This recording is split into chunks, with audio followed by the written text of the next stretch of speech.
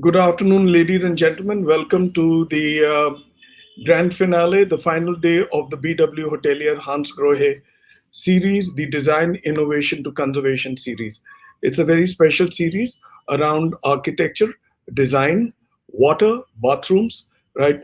And we have some of the best global designers in this series, which closes at 5:30 today. You must all be there. I won't take away too much of your time. Uh, I shall call in James Murray after the AV for his keynote special, which should be special.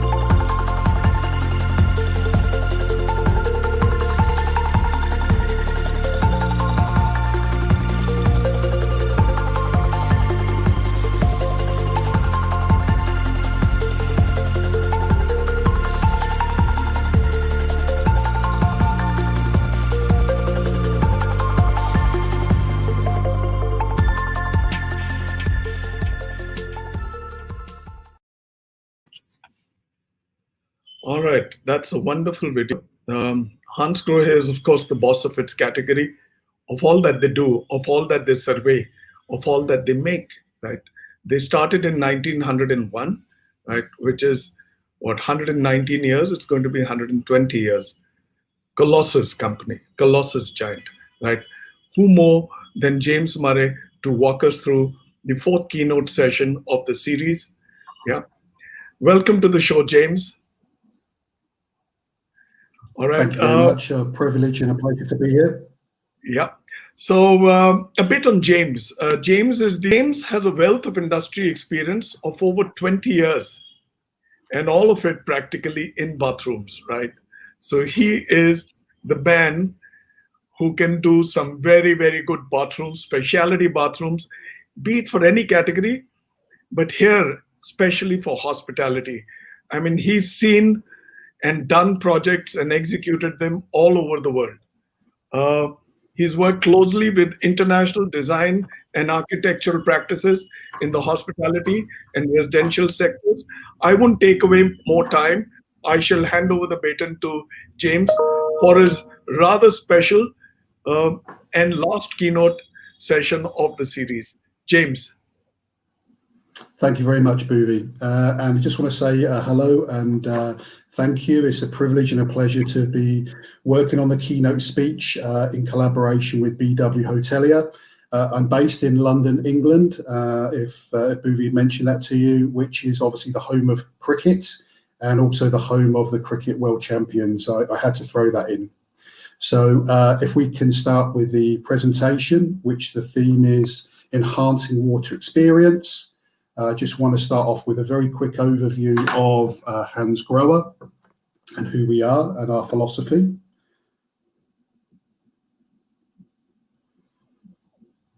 Okay, so welcome from Hans Grohe. Next, please. So we were founded in 1901 by the gentleman called Hans Grohe, who's shown there, looking out over the sea. He was a founder of the company. He was a genuine pioneer and innovator. And he was the first who started working on metal pressing business, but he was the first to really go into the bathroom and treat it as a separate room and a room of cleanliness. We were the first to bring out shower kits, adjustable shower kits. We were the first to launch innovation with the shower heads. We were the first to bring in bath wastes. We were the first to bring in eco-smart water-saving products. We were the first to bring out push-button shower and hand shower controls. We are made in Germany, which we're very proud of, in a beautiful location in the Black Forest. And we have been there since 1901. And we have fathers and grandfathers that still work actively now within the business. And we still have people within the business that are active of the family of Hans Grohe. The son still lives next door to the head office and the grandson lives around the corner. So next slide, please. So what is our purpose of Hands Grower? Is we deliver human-centric award experiences that make you truly feel alive in every day of your living day. Next slide, please.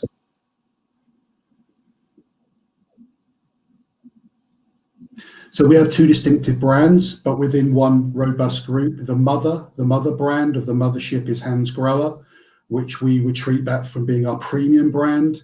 And then we have our luxury brand, super luxury brand called Axor, where form follows perfection in Axor and meet the beauty of water in Hands Grower.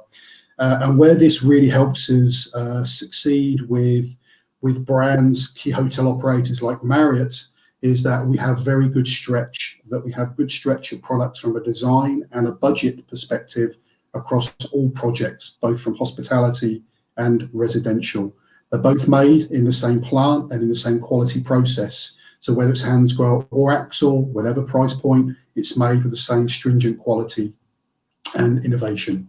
Next slide, please. So Axor we class as form follows perfection. It was designed brand for luxurious bathrooms and kitchens, launched in 1993, which is our first collaboration with Philip Stark. Funny enough, we still have that range now, the initial Stark collection, which is still a timeless collection, still very popular, still being specified for both hospitality and residential. And this, what I think is the scale of what we're looking for, timeless classics. We are products as an expression of individuality. We can work with designers and hotel operators and clients in different modifications of the product, with different finishes. We have a development process until nothing more can be added or removed. And we work in collaboration with world-renowned designers, which I'll show in a minute, but we pride ourselves on individualization, our perfection of the product and the process, but also and avant-gardism, where we really trying to be experimental, always in the design and the materials in which we use. And again, I'll go into that briefly later. Next slide, please. And then we have Hands Grower, which is the Meet the Beauty of Water. This is our premium brand, which, as I said, is named after the founder. It helps shape the flow of water in the kitchen and the bathroom. Please be aware that we not only work in the bathroom, we also work in the kitchen. And we also try and develop groundbreaking solutions for all areas. And we are synonymous with innovative sanitary products from the Black Forest. We pride ourselves on our innovation. And as I mentioned, even from the start of the journey, from the foundation of the company, we were the first to bring out new technologies, new innovations. So we pride ourselves on the durability of our products. We see our products still being installed in installations of 20 or 30 years. Still, we class ourselves for the top quality. I mentioned whether it's Axor or Hands Grower, whatever price point it is, it's made with the same process, and we are environmentally friendly in both our processes and our products. Hands Grower is green, and it's not green just for a reason. It's, again, because our green credentials. Next slide, please. This is because we work with world-famous, renowned interior designers like Belleau, like Philip Stark, like Antonio Citerio, Chiola, etc. And we have over 600 internationally renowned design awards. So things like the German Design Award Gold for 2019. And we're constantly winning and extensively winning awards like this. Next slide, please. So enhancing water experience. Let me explain a little bit more detail of what we want to bring to the bathroom to enhance the water experience of everybody that use our products. Next slide, please. So we talk about Powder Rain. Again, it's a new innovation, a new technology launched by Hands Grower. It's called Powder Rain Spray. It's micro droplets, which are velvety soft on the skin. It's like holes within the spray hole. It's gently relaxing. It's a sensuous showering experience. It gives less noise and more peaceful to ears. It's a softer spray. It's a softer sound. It's less splashing and good for open showers. Next slide, please. Intensifying the showering experience. Next slide, please. And this is some of the spray modes available within Hands Grower. I mentioned Powder Rain. It's now a multi-sensory shower experience thanks to the microfine droplets within the spray head, whether it be the hand shower or the overhead. And then we talk about rain, which is a stronger shower rain from a smaller jet, perfect for sort of rinsing shampoo out of the hair, a longer hair for sure. And then we have a whirl, which is a concentrated massage spray from rotating jets, which washes away the exertions of the day. And by push button technology, for example, on our hand showers, you can change the spray mode accordingly to the experience that you wish within the bathroom. Next slide, please. Rain Tunes is just recently been launched. It's a fantastic new innovation. It's really for showering with your senses to make your showering experience personal to you.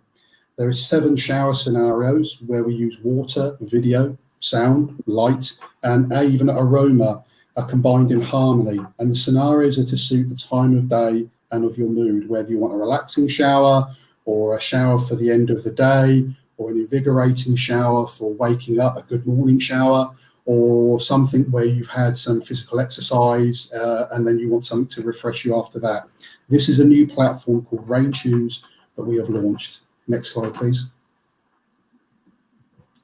And as I say, it shows a treat for all senses, whatever your needs. And we have rain scents and senses. And again, this is something in more detail, which could be presented at another time. It can be installed, it can be then transformed showering into a spa type or a blissful sleep aid. And it's actually operated by a smartphone from the Hansgrohe home app. In one tap, the app loads the selected scenario. Next slide, please.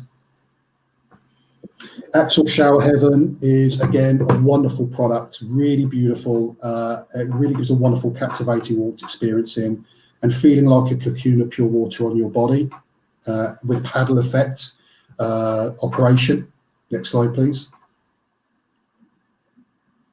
And this shows it in a bit more detail, where when you have a rain spray or a mono spray in the center, you can see there, and then on the paddle effect, which was the weight of the water, you then have a prouder rain spray in an outer circle.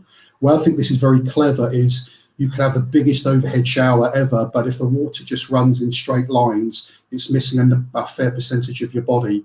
The angles of this overhead make sure that your shoulders, your head, the stress points are all covered and enveloped in the water. Next slide, please.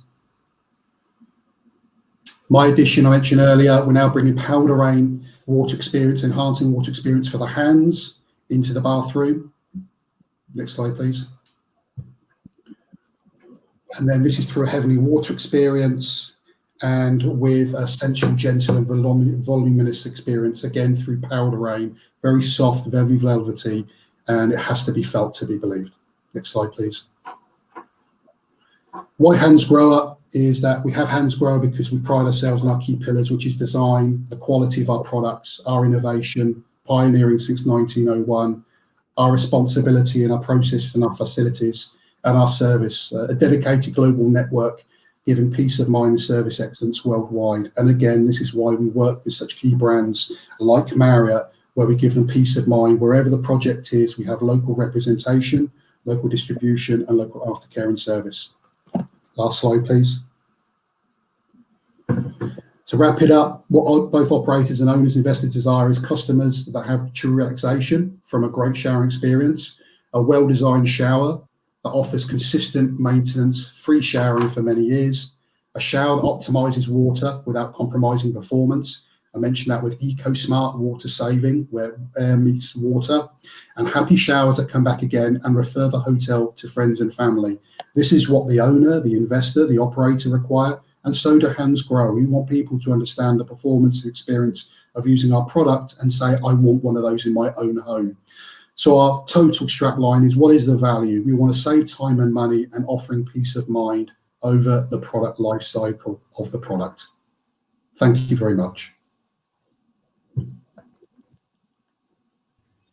Thank you, James. That was wonderful. That gives a great insight into what Hansgrohe is doing the world over. And by bringing in, of course, Gaurav heads South Asia, by bringing in his colleagues from all over the world, right? And they presenting the case of Hansgrohe to these audience in South Asia, especially the hospitality industry, the designers, the project managers, the architects. It sets a complete higher level of context All right.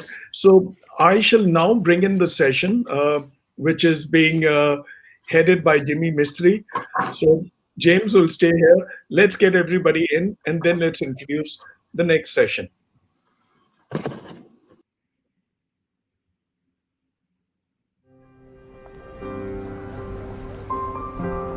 As our lives become ever more restless, maybe it's time to ask ourselves, which moments in life are the most beautiful? At Hands Grow, we believe it's the moments with water.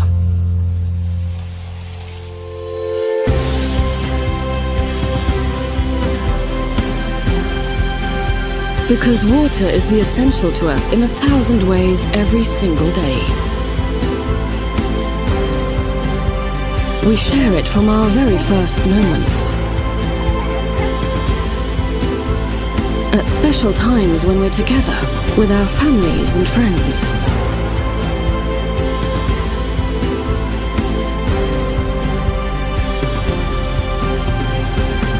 With the ones we love.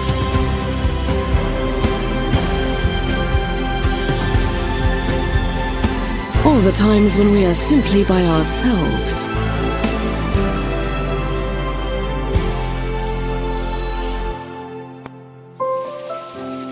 That's why we do everything we can to make your moments with water as unique and precious as possible.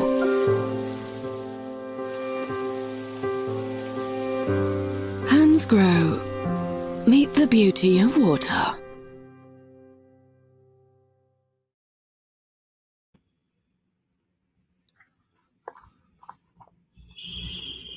All right. So that's re-stressing the quality of Hansgrohe. I mean, their videos itself, their advertising is top notch, very subtle, very classy. So let's bring in the next show. It's called Enhancing Water Experience, right? All right, Jimmy Mistry shall be chairing the session. All right, let's get the session in. Hi, Jimmy. Hi. Good to Very see good. you. Good to see you.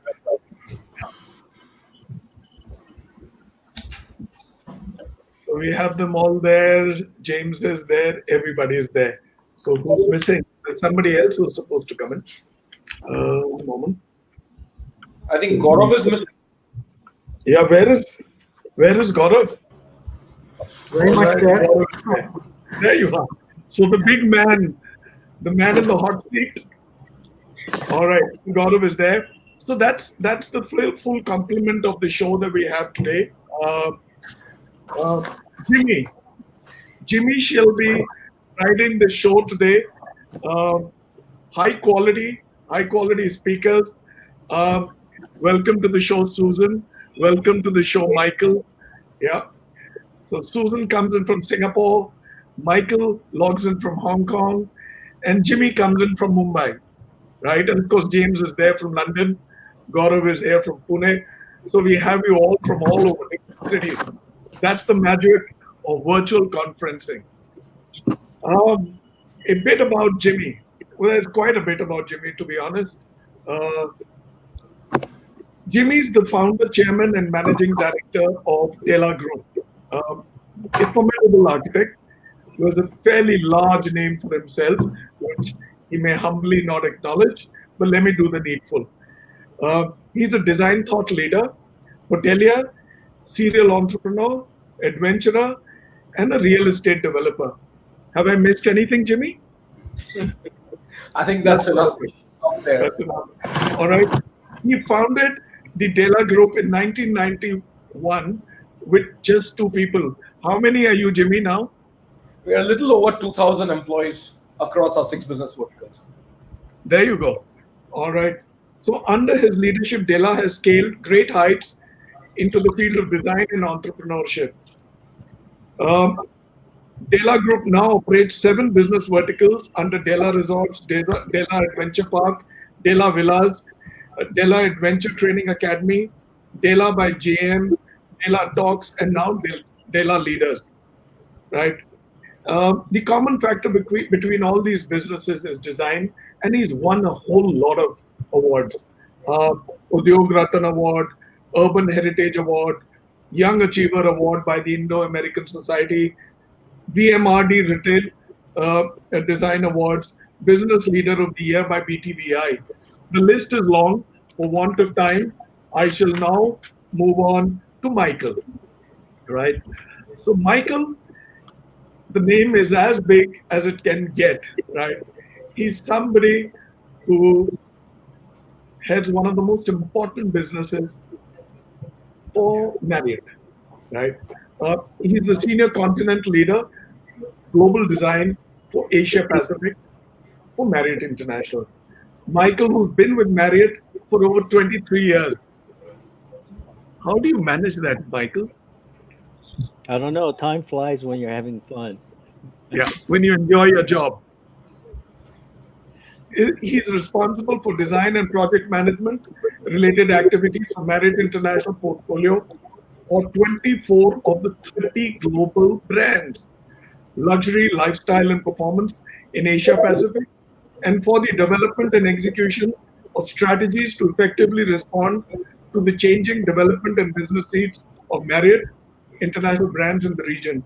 Michael has led the growth of the continent from 16 hotels when he first joined Marriott to over 794 hotels opened, and working on pipeline projects across 23 countries and territories. During this time, he has successfully regionalized the department by setting up offices in Hong Kong, Shanghai, Singapore, Sydney, Mumbai, and New Delhi to help support the rapid growth of new development in the continent. Mr. Wang is a registered architect from the state of Maryland in the United States and a member of the American Institute of Architects. Have I missed anything? No, that's enough. All Thank you right. very much. Much So appreciated. there we go to the lady of the show, Susan. Susan is the design architect principal of Wilson Associates, based out of Singapore, like I said.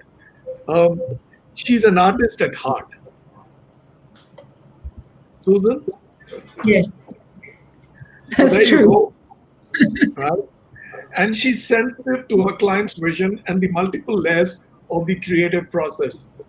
Her portfolio comprises of international commercial, hospitality, and residential projects, including work for Armani, Capella, Four Seasons, ITC, JW Marriott, and Sofitel.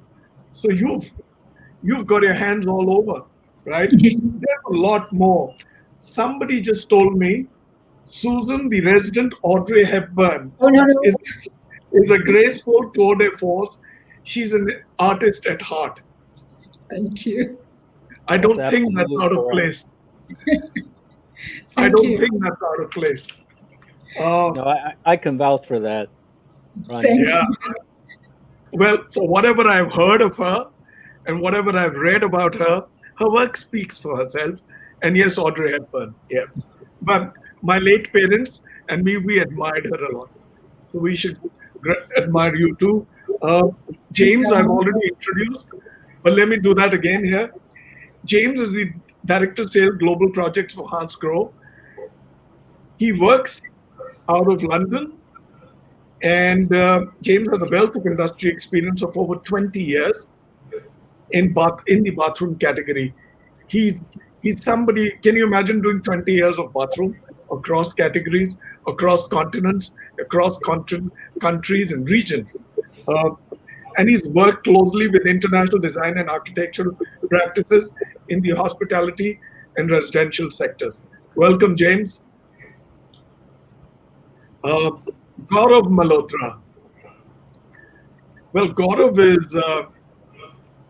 the king of this category and what all he surveys in South Asia, in India. Briefly, he's the managing director for India and the regional key accounts head for Asia for Hans Grohe. Gaurav heads Hans Grohe business in India and SAARC, as we call South Asia.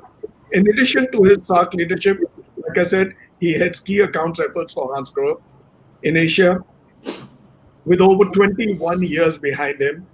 And he works extensively in leadership roles in building and construction domain. I know him. He has a name. I mean, he's some kind of an expert, right, of this category, and a alumni of the Indian Institute of Management. Getting in there in itself is rather exclusive. So over to you, Jimmy. Such a pleasure for the introduction. Thank you. And would make every endeavor to make sure that today's webinar and discussion yields some takeaways for the people listening, and some takeaways for the brand highlights that we have two legendary figures representing the brand of Hansgrohe. I would love to begin with James. James, that was a good presentation, very crisp, very short, and some of the most amazing products that we can have in today's day and age as far as the showering experience goes. And since the topic is enriching the water experience, how is Hansgrohe dealing with the post-COVID scenario, and what is going to change in the design and development of products with Hansgrohe? Hello, Jimmy, and very good question. So the good news about Hansgrohe is that although we are in unprecedented times with the COVID-19, is that we have not stopped. We have not stopped thinking ahead, thinking of new innovations, new designs, new experiences for everybody that touches a Hansgrohe or is engaged in a Hansgrohe product. So our factory has still been working, our R&D lab, as I said, has still been working, Germany's still been working. So for us, nothing has changed. I mean, we're looking at how we can experience a different experience for what people require. We know that not every showering experience is the same. So we're still looking at what's the next technology after powder rain, after Rainfinity. And this is something that we are truly looking at and always looking at. Lovely. Is there a new range of products that have been the way of design processes? Would it change post-COVID? With invention, touchless has always existed for the last, I think, about 25 years or 30 years. But now there'll be a spurt of more touchless products coming across, especially for public areas. So would there be ideological design differentiation on these products now? Very good point. So you are correct in regards of, again, unprecedented times and the way people philosophy or change of using a product, especially in a public washroom, has changing. Touchless electronic is becoming more prominent, more popular now within specifications and projects and within hotel operators and the owners, investors. So again, we offer electronic touchless mixers. But again, I think that will be the norm moving forward, that you come out of a bathroom and you don't really want to wash your hands after someone else has touched the basin mixer in front of you. So, but looking onwards, will that come into the guest room? That's a point I'm not sure will happen personally, because you won't be in the same situation as a public washroom, where you are constantly going in and out of an environment where someone else has just come out, you're just going in, someone's just coming out in after you. When you check into a hotel room, you have that room for yourself. No one will just open the door and come in and use your basin mixer or your faucet or your shower.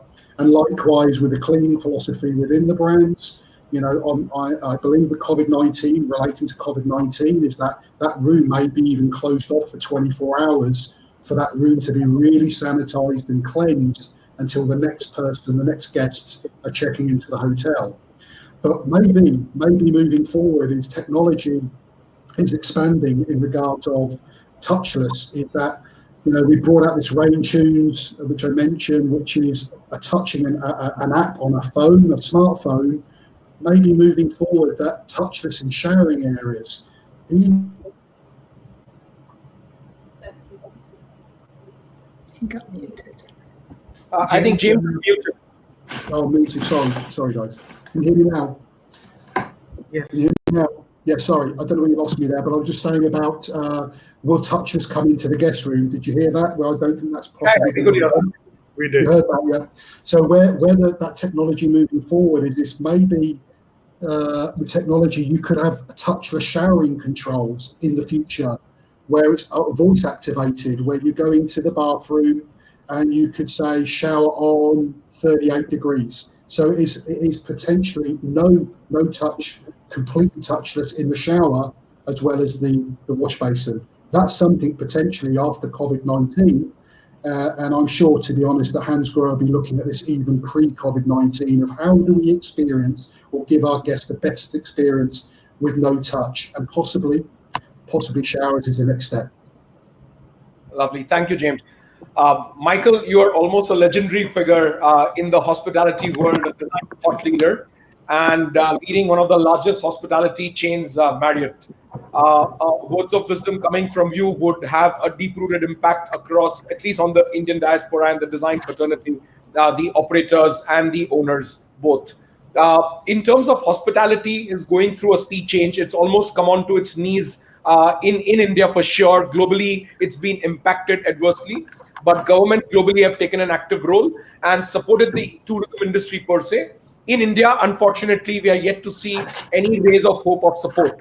However, since you run so many properties and so many brands across in the country, what is your take post-COVID scenario in terms of specifically companies trying to maintain their bottom lines and in this case just survive and sustain vis-a-vis enhancing the water experience across for the guests?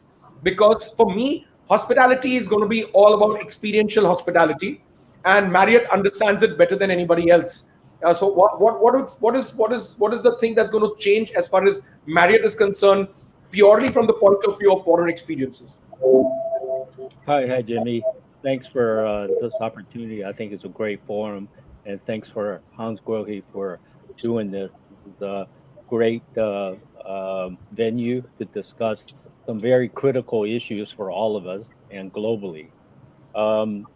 Certainly with COVID-19, it's a huge impact, right? It's unprecedented impact for hospitality and travel industry. And for us, cleanliness becomes the most important word in our business. And so, how do we deal with cleanliness, COVID-19 going forward? I think it's going to set a new precedent for focus on design, bathroom, shower experience. Everything needs to be experiential, regardless of the brand. And as you just mentioned earlier, we have multiple tier. We need to take care of our luxury customers who are baby boomers and older. Then we have to take care of our millennials and Gen Y and Gen Z. They are about what? Close to 40% of future business customers. So how do you make sure that we keep them happy, and as well as all different generations? So we have huge tasks on our hand to make everybody happy, make all of our brands in its own clear swim lane, and still achieve all of that necessary experience and guest satisfaction. So shower is definitely one of the key takeaway for all of us. You always hear the biggest issue from customer whenever they don't have a good bathroom, especially shower experience. Thank you, Michael. Our lady Suzanne, I've been speaking to designers, and my one thing that really comes up across to me way ahead in any kind of conversations that I have with designers globally. Responsible design has always been the mantra, and sustainable design has always been the mantra. Post-COVID, I think empathetic design takes precedence over anything and everything else. How have your personal design ideologies changed within the last 6 months of this COVID experience? And how is it going to translate into your forthcoming project designs? Thanks, Jimmy. I think that is not going to really change that much. We'll have to work very close with the operators. Any sensible designer really needs to take operations and aesthetics hand in hand and walk that through. There is a responsibility besides aesthetics in a project or in anything you do. Is the operations of it, is the maintenance of it, is the experience of it. Yes, you will have to be probably watching more detailing, more product, engage in what product is going to be used for cleaning. Is the marble going to be able to sustain that? So there's all that conversations that are going to start taking place, but the fundamentals are not going to change. And every designer should really keep that in mind, because it's not just about the beauty of something, it's about the operation, it's about the experience of it. I fully agree with you. However, do you realize that either operators or owners are asking for design changes post-COVID for the projects that were already on the design board, or they are fine to continue with the same designs? Some of them are pushing into the same designs. Some of them still want the open bathroom, but operators are owners are coming back and saying no. Sometimes you need to be culturally sensitive. I think that's going to be an issue now because you have more things to clean, more tracks to clean besides the operations of it. So there will be a balancing act going on for sure. Also, I think it's a regional design issue, and society by society or country by country, it's going to be impacted. Of course, Absolutely. every design prefers a transparent room and the bathroom merges in the room, thereby Yes. optically giving an illusion of sense of space and volume. Whereas usually operators in India, and that to business hotels, we do twin sharing and triple sharing occupancies, always prefer to have a dead partition so their privacy can be maintained and more people can be put into the room. So this is Right. It's a differentiation between form and functionality, but we have to tread as designers on it. So Gaurav, it's interesting times and difficult times for some of the businesses. The other day I was doing a webinar on kitchen appliances, and to my utter shock and disbelief, where everything is crashing down, I was told by the managing director of the appliance company that he's got pending orders for dishwashers of 25,000 units. And he says there is no way in the next couple of months also we'll be able to deliver it. Now, have you seen any such paradigm shifts across in the faucet and the bathroom space as a business? Sure. So first, let me just speak a couple of words, in related to the opening discussions made by Bhuvnesh. So I just want to say, it's a pleasure to be on the panel. And I think the beauty of my journey over the last 15 years has been to see, for example, I've been following since 2005, do what you did to Della Group in general, and to be able to share space with Michael and with Susan, and of course James as well. So I think that's where this journey becomes meaningful. But in response to your question, I think there is something going on in regards to products which are related to hygiene in various forms. So I am extremely proud and very, very happy to say that we had some of the strongest order entries that our business has ever seen in the month of September or so. I think people took their time, but at the same time, things related to hygiene have actually got a bump up. And I think there is consolidation happening with leading brands. There is a trust factor that needs to be involved, but at the same time, people are spending on products that they are convinced on. So we've had, I even feel a little guilty in saying it, but actually a phenomenal year so far as Hansgrohe in India.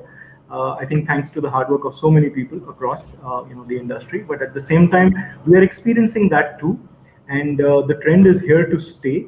I think why I say related to hygiene is because we are seeing actually a higher spend on the showering side vis-a-vis, let's say, a basin mixer, even though there are some shifts happening to, let's say, touchless products.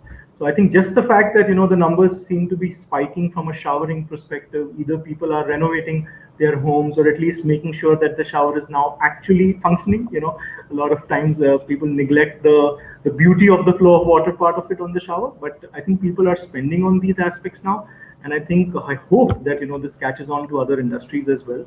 We definitely need the business to get back on track. So in general, I agree to that observation. Thanks. So James, coming back to you, I have been following the brand for quite a few years, and it's a brand that you obviously look up to and emulate for design and sustainability in terms of responsible luxury. Could you elaborate for the Indian diaspora in terms of what are the new technologies? You people have always been way ahead of the curve in terms of water aeration and incorporating aeration of water and reducing the sheer volume and spend of literage of water that goes out of the faucet. Would you be able to elaborate more on what's happening next in line in terms of technological innovations? Okay, yeah, sure, Jimmy, yeah.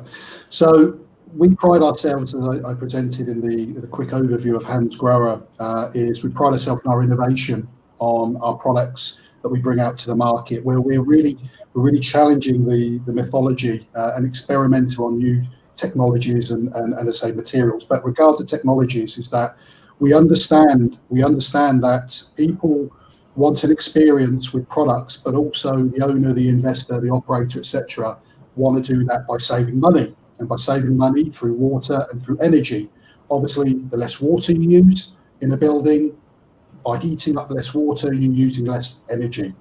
So we always pride ourselves on being the first to bring an eco-smart product into the market, and we're always striving, like with the new introduction of Rainfinity, and the technology with Rainfinity with its powder rain, is that we still again looking at how can we give them a new experience with a new spray pattern, but not forfeiting the experience within using less water. And we do this by using air mixed with water. And this is where we volumize the water to give the impression that you're actually using more water than you are. So again, the guest experience doesn't diminish. The price to us of a hand shower is no different, whether it's eco-smart or not. We're not trying to do a bigger buck, which is for us the same offer.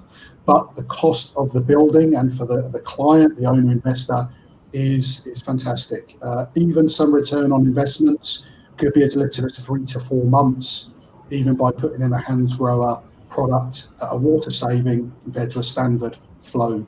So things like Rainfinity, as I said, where we're trying to bring out new spray modes, powder rain, as I say, where we're trying to let the customer relax within these spray patterns. It's without experiencing a less flow or less experience. And this is something that we always try and do with Enhanced Grower, is that we don't just think of something that looks good, we want something that performs good, but also is an experience at no extra cost, but at less water, if that makes sense. Yeah, sure, it does. And I think it's high time the design industry and fraternity starts designing responsibly, because I don't think it should come in from the clients and the operators. It should be mandated by the designer. I very often tell the design fraternity, and I'm sure Suzanne will comprehend and agree with me, whatever we design should be kind of validated on our ecological conscience. Absolutely. Because if we do that, then the operator and the owner has no scope or no role to play. And right at the beginning, we are able to control millions and millions of liters of water which would have otherwise got squandered, and then you'd have recycled or treated, or still worse, left the water to get into the ground, which a lot of the private operators do across India. My research goes to almost 70% of the private operators across India don't have recycling facilities within their so-called hospitality or hotel premises, and that's a huge quantity of water we are talking about. So I think responsible luxury kind of begins by educating designers, and if it gets heavy on their ecological conscience, it's going to have a far-reaching impact. So Michael, as a designer, I've always wondered what goes on in the customer's mind. So if a designer or an architect would come and present a presentation for a bathroom or a new hotel project, what are the parameters on which you evaluate the design and you select, or you kind of say, no, sorry, I want to see something better?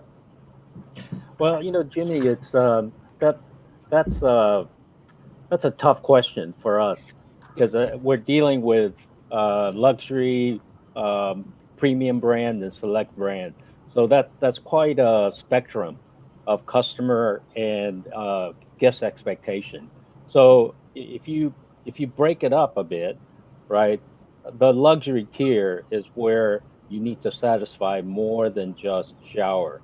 It's the design, it's the materiality of everything that Susan uses, all of the water saving features and all of that. That's behind the scenes.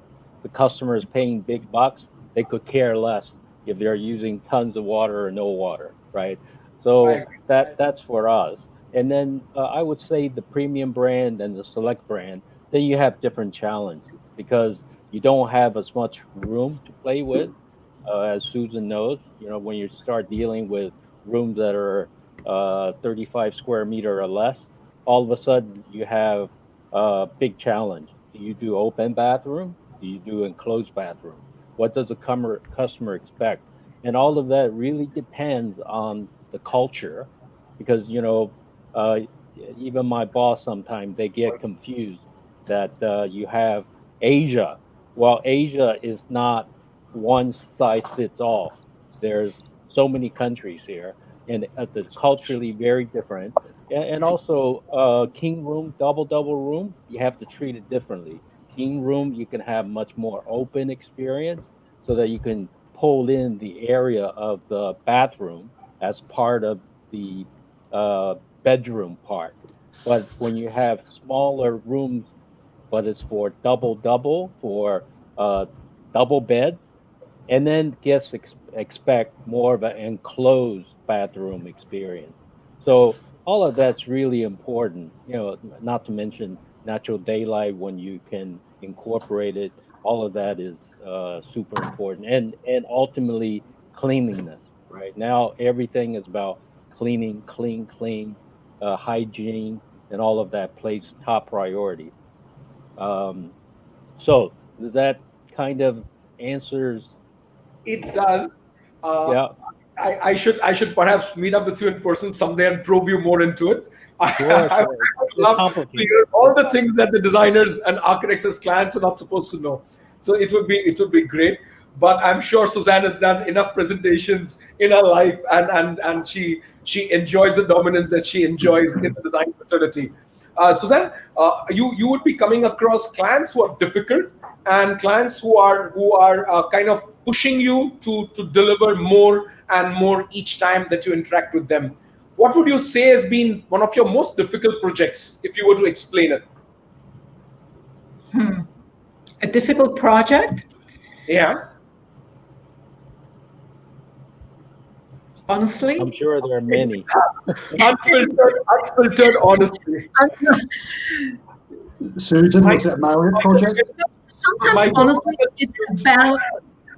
it's a balance between the operator expectation and the owner's expectations. Sometimes the owner's expectations do not tally with the operator's brief, and we have to bridge that gap, whether it's in the bathroom, whether it's in the room to host the project.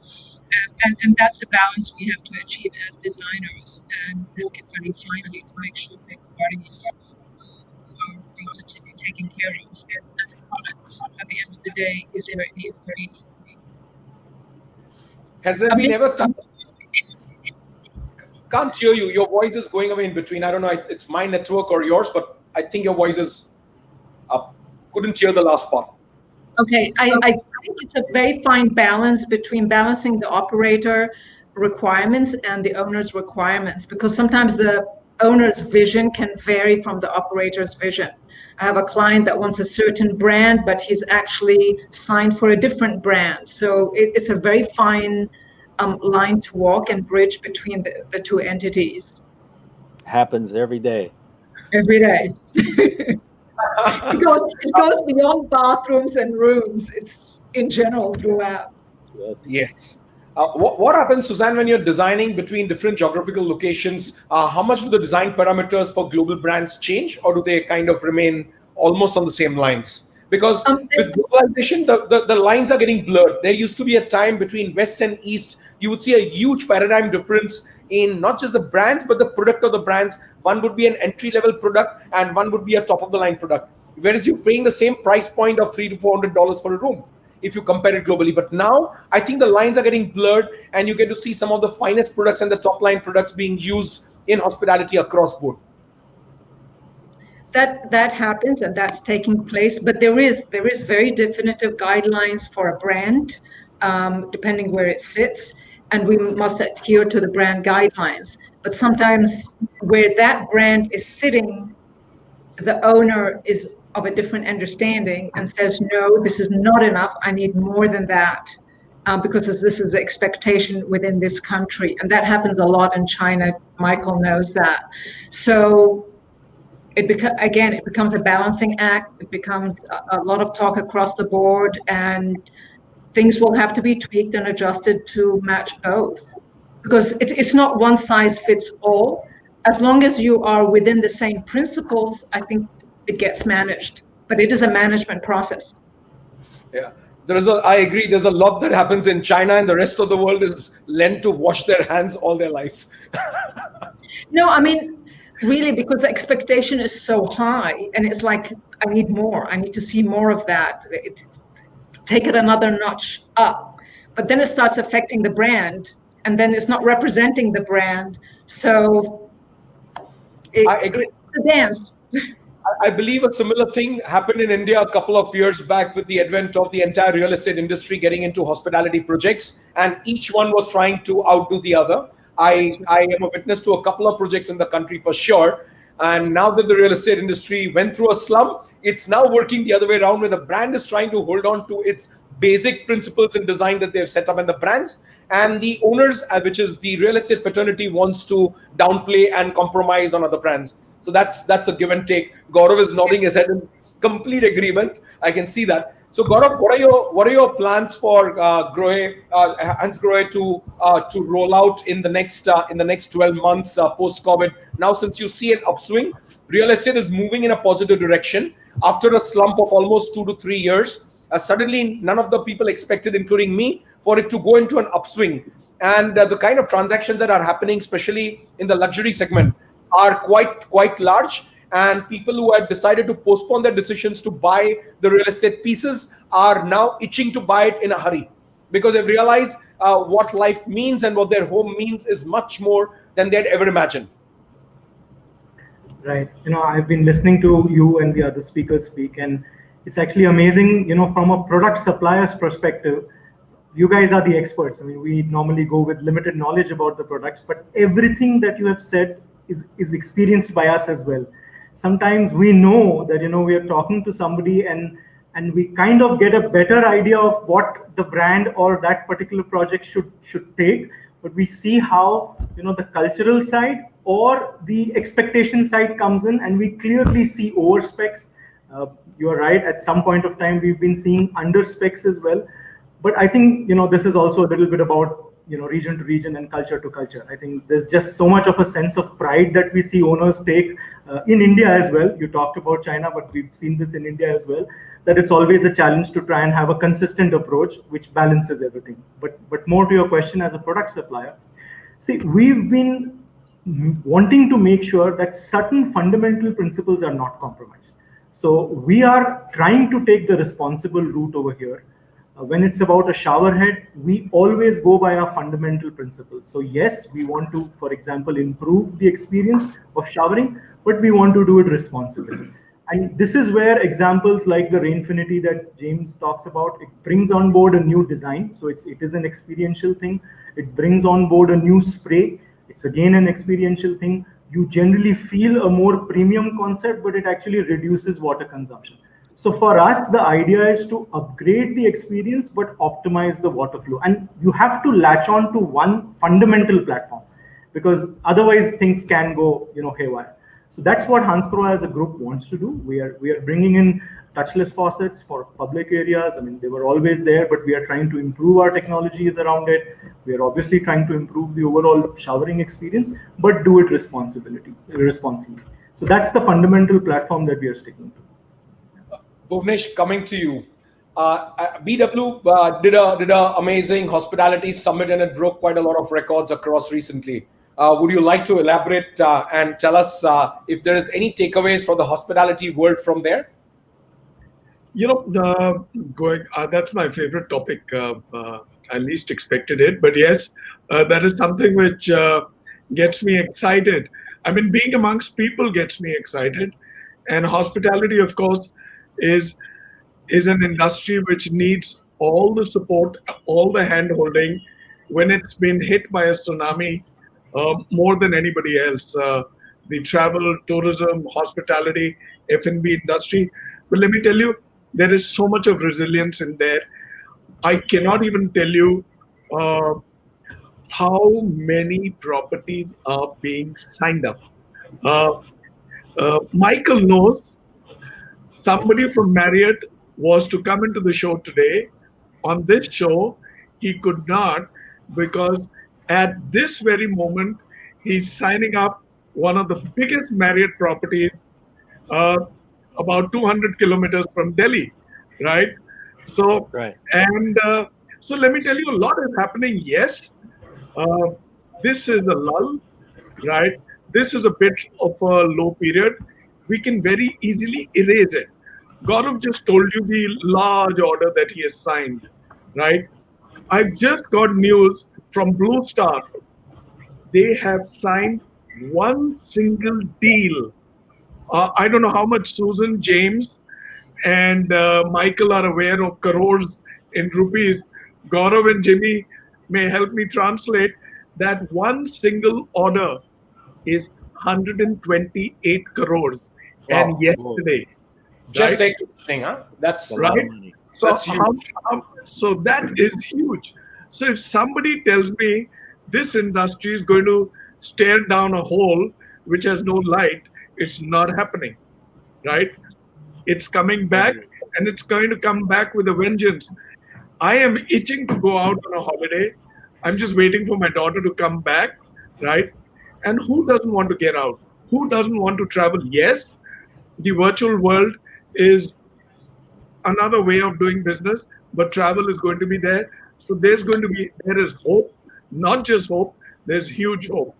And people are going to start traveling. Hotels are going to be made, hotels are going to be renovated and refitted. So it's all happening. I mean, you have so many designers. I mean, there were two people who could not come onto the show today, right? So there's not just hope, there's a lot more. Wow, it definitely lifts up my spirits. Running 6 resorts and having the stress of making sure will the traffic bounce back or not. It's always a worrisome kind of scenario. If it doesn't bounce back, then my bad designs are to be blamed. If it bounces back, the positivity of the hospitality industry is to be blamed. Oh, anyway, but I think there's a lot that's happening across. I would have definitely been very positive and on an international level, when you compare the rest of the governments of the world supporting tourism and hospitality as an industry, leave alone supporting Indian government has not even recognized hospitality as an industry. It is our Maharashtra government, Aditya Thackeray, the new tourism minister, who's actually passed a gazette and recognized hospitality as an industry within Maharashtra. That's the first move. I wish it goes across India and hospitality industry gets recognized and gets an industry status. A lot of positivity can come out of it. But I think it's been a good debate and a good discussion across, and some of the points that you all have said are definitely a takeaway. But one quick round before we take Q&As, I would love to ask almost all of you if there are three takeaways from this. James, what would you want to give the people listening to this webinar as the top three takeaways from your organization standpoint? Okay, thanks, Jimmy. I think Gaurav's mentioned some real key points earlier on. One is confidence and a trusted brand that I think the strong will survive this current situation. The strong brands will survive because of the heritage, the quality, the innovation, the design over a number of over 100 years. And working with partnerships, key partnerships will also be strong, and partnerships that have seen good times and can work together through bad times. And working with Hansgrohe, for sure, you have that ally, that partner, again, getting back to the trust and confidence. I think, again, for Hansgrohe, if I'm talking Hansgrohe specifically here with my Hansgrohe hat on, I think that, again, we're having products that meet all criteria. Budgets may change now.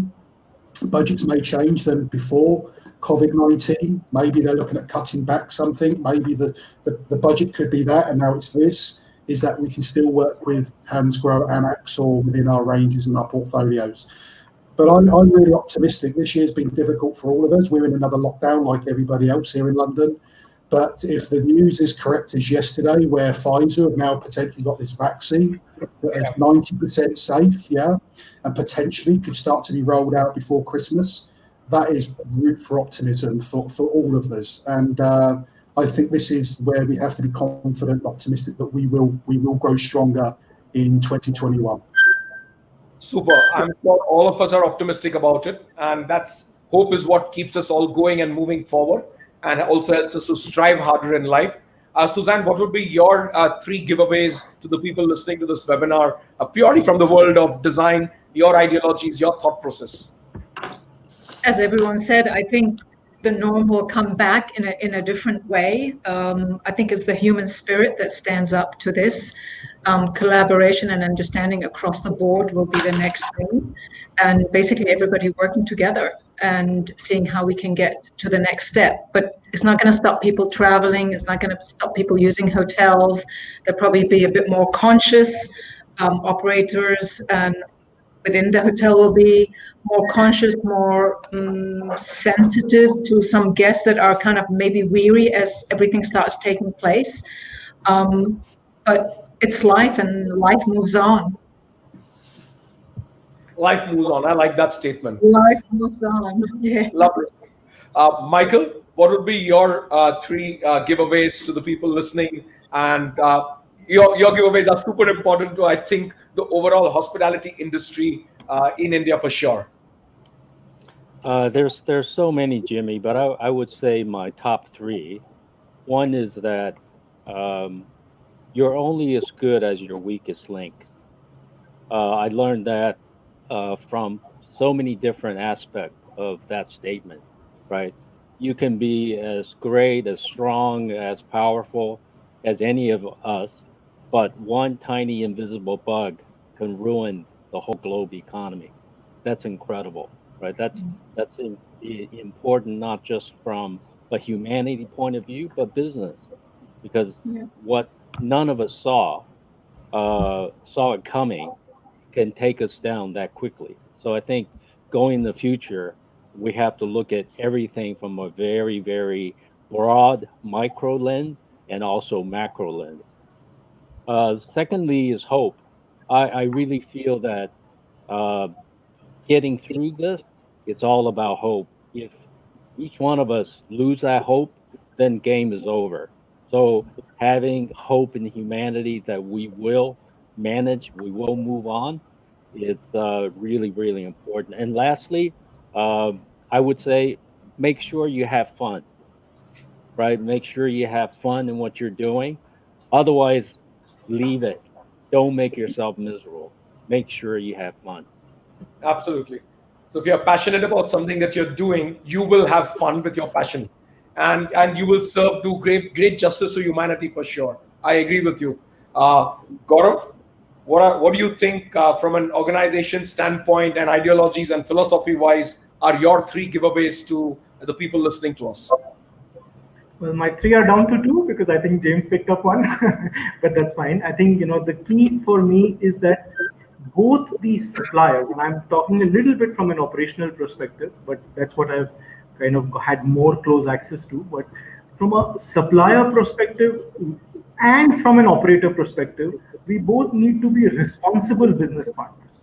I think situations like these might come, but if at both sides, you've been responsible, you've looked at it as more than just a transaction, you would have anyway covered multiple, surprise scenarios that might come.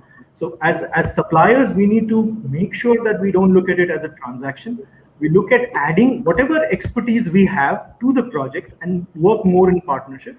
And I think the same at the other end. I mean, I think it's important that the education side happens at all ends, and more businesses look at the suppliers more as they are consultants or responsible partners in the project. I think once that happens, in general, the industry moves to the next level. So that's for me, for example, the biggest takeaway.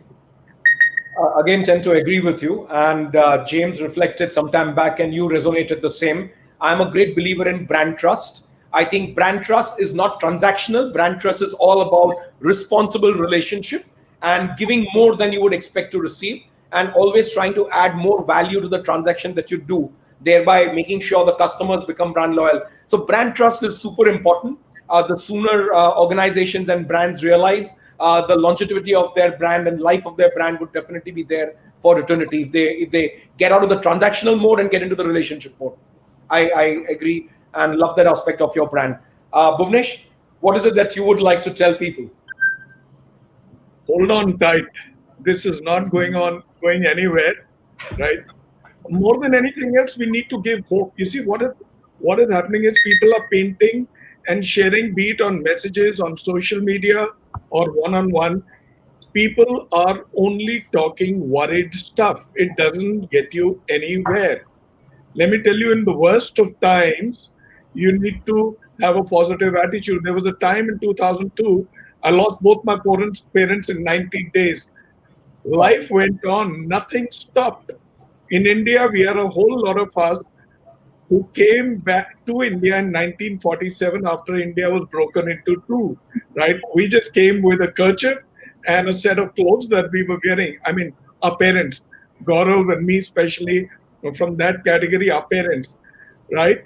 Did life stop? No, it goes on. Why the hell are we worried? So there is Right? hope. So there is not just hope, there's a hell of a lot of hope. So stop worrying and and start enjoying yourself. You saved for a rainy day. This is half a rainy day. I feel there's been a complete rain shower. It's not half a rainy day. And No, people have as been, long as you're living, you are right. healthy, right? Your family is in place, you're safe. Count your blessings and have faith. Have faith, please. Agree. Count your blessings. I completely agree. It has been a wonderful session with all of you. Just closing remark. I feel it's time for Indian designers, architects, designers, everybody associated with the world of design and build, to be more empathetic, because this is the time when you need to really think about others before you do anything. Think about the environment, think about people, think about clients. You need to be in the other person's shoes. Let empathy rule over every other decision of yours, and let it translate into your designs.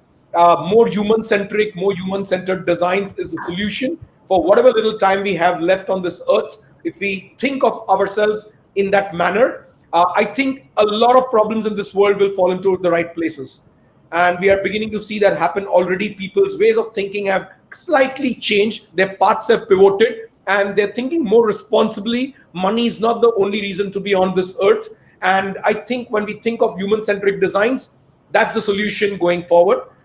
It has been lovely speaking to you, Gaurav. I would be more than happy to take any questions to our panelists, including me, if you guys can moderate.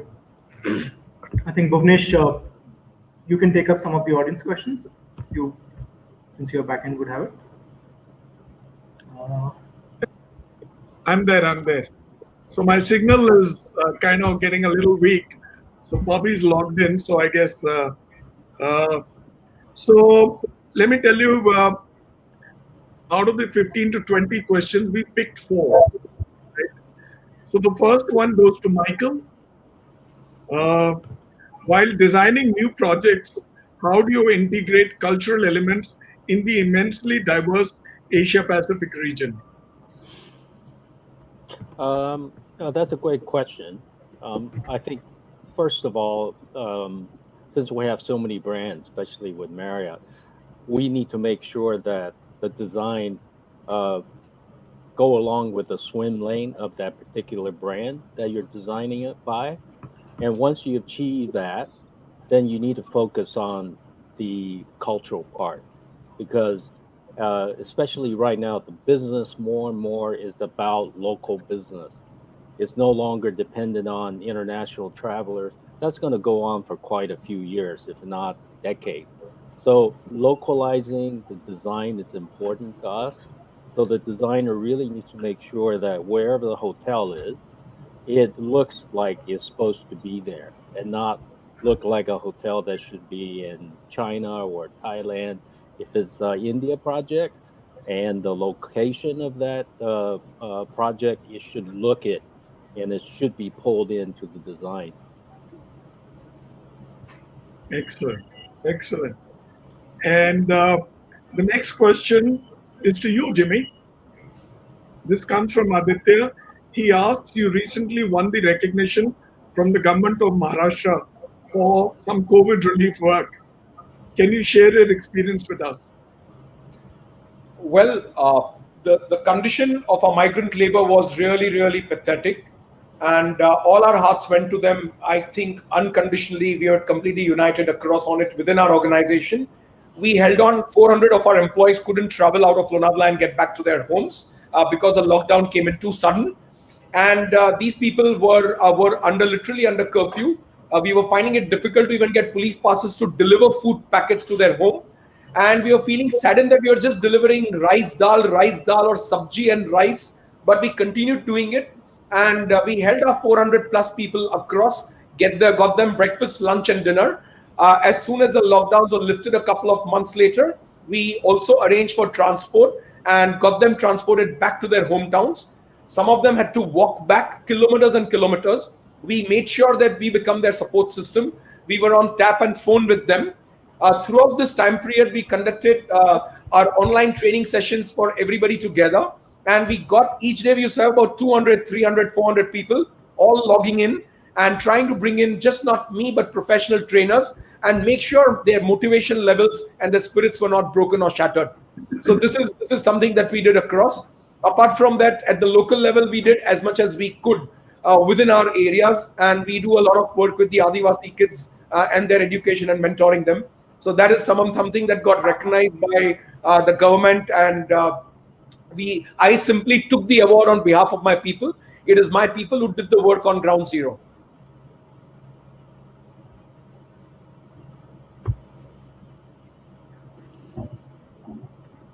I think Bhuvnesh's frame is stuck. All right. Sorry. Murphy at play. So question number 3 is for Susan from Ritika. What value can you give to the budding and aspiring lady designers, women designers? Sorry, can you repeat that again? I didn't hear you. What valuable learnings can you give to budding, aspiring lady designers, women designers? To any designer, I would say it is about your client rather than about you. The signature is about your client. It's your client's signature and not your own signature. You have some designers saying, this is what I want, this is all what I do. But I think you need to see it from another perspective. They're doing the investment and you're basically the translator. So it's about your client and not about you. Excellent. The last question goes to James.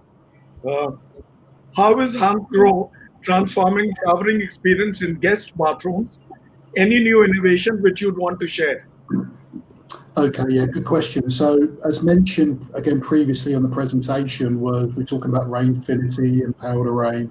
I think a new innovation which we're really excited about is this Rain Tunes. The bathroom previously, I believe, used to be just an area for cleaning and washing, and now it's an area of wellness and well-being and serenity. So this is where Rain Tunes, I think, will really be a winner for us, where we're bringing fragrances into the bathroom, which add a pampering touch. We're bringing senses into the bathroom.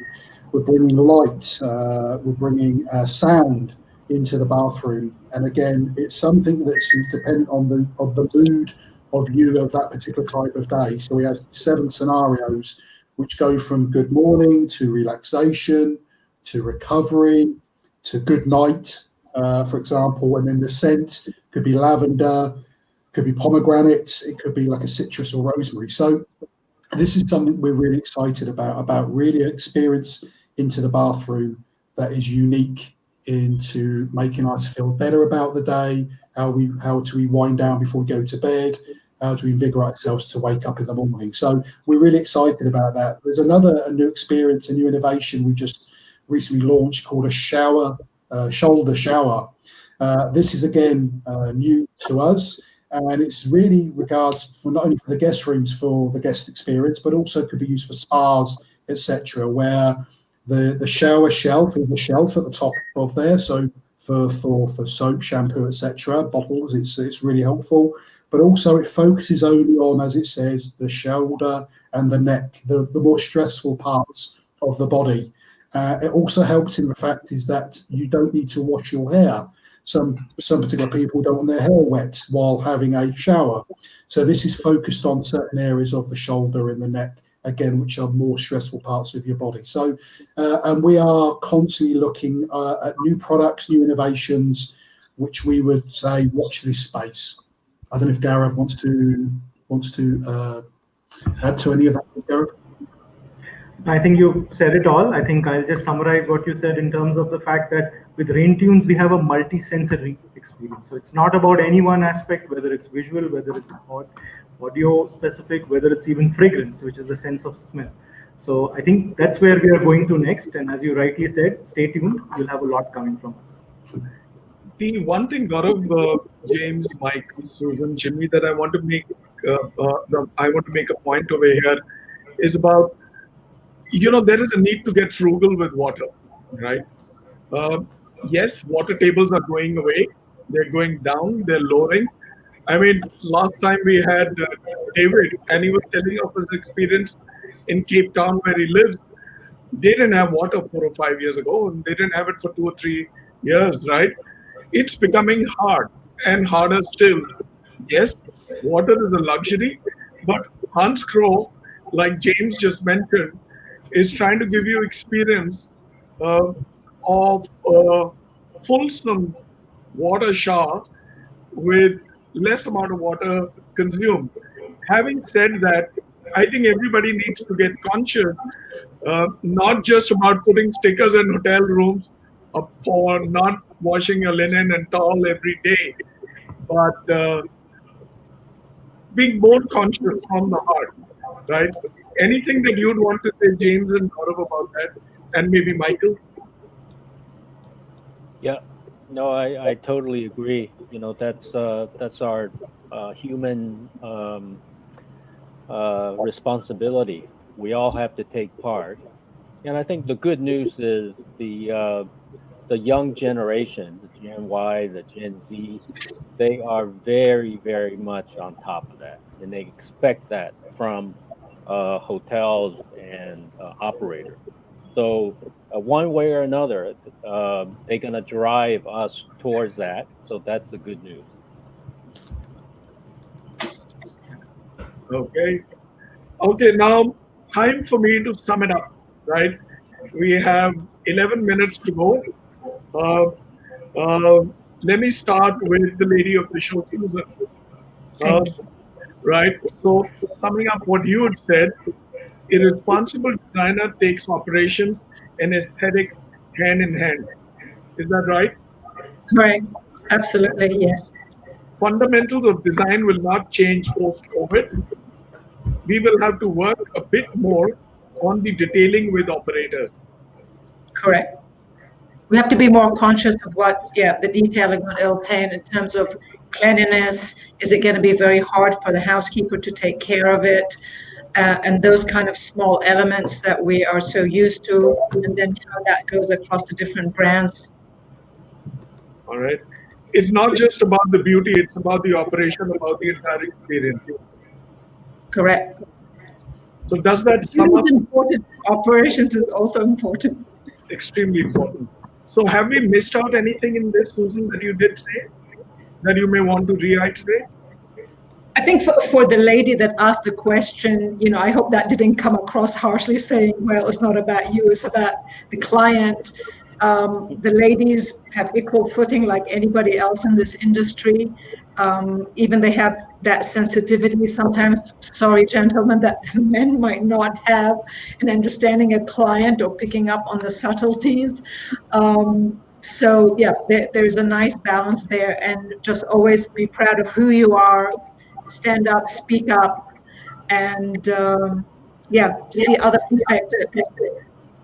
Honestly, Susan, these have been typically men's domain where women are coming in, stepping into large shoes, right? Yes, They're yes, not just having a niche for themselves; they're doing extremely well, and they're counted. Look at you, thank you.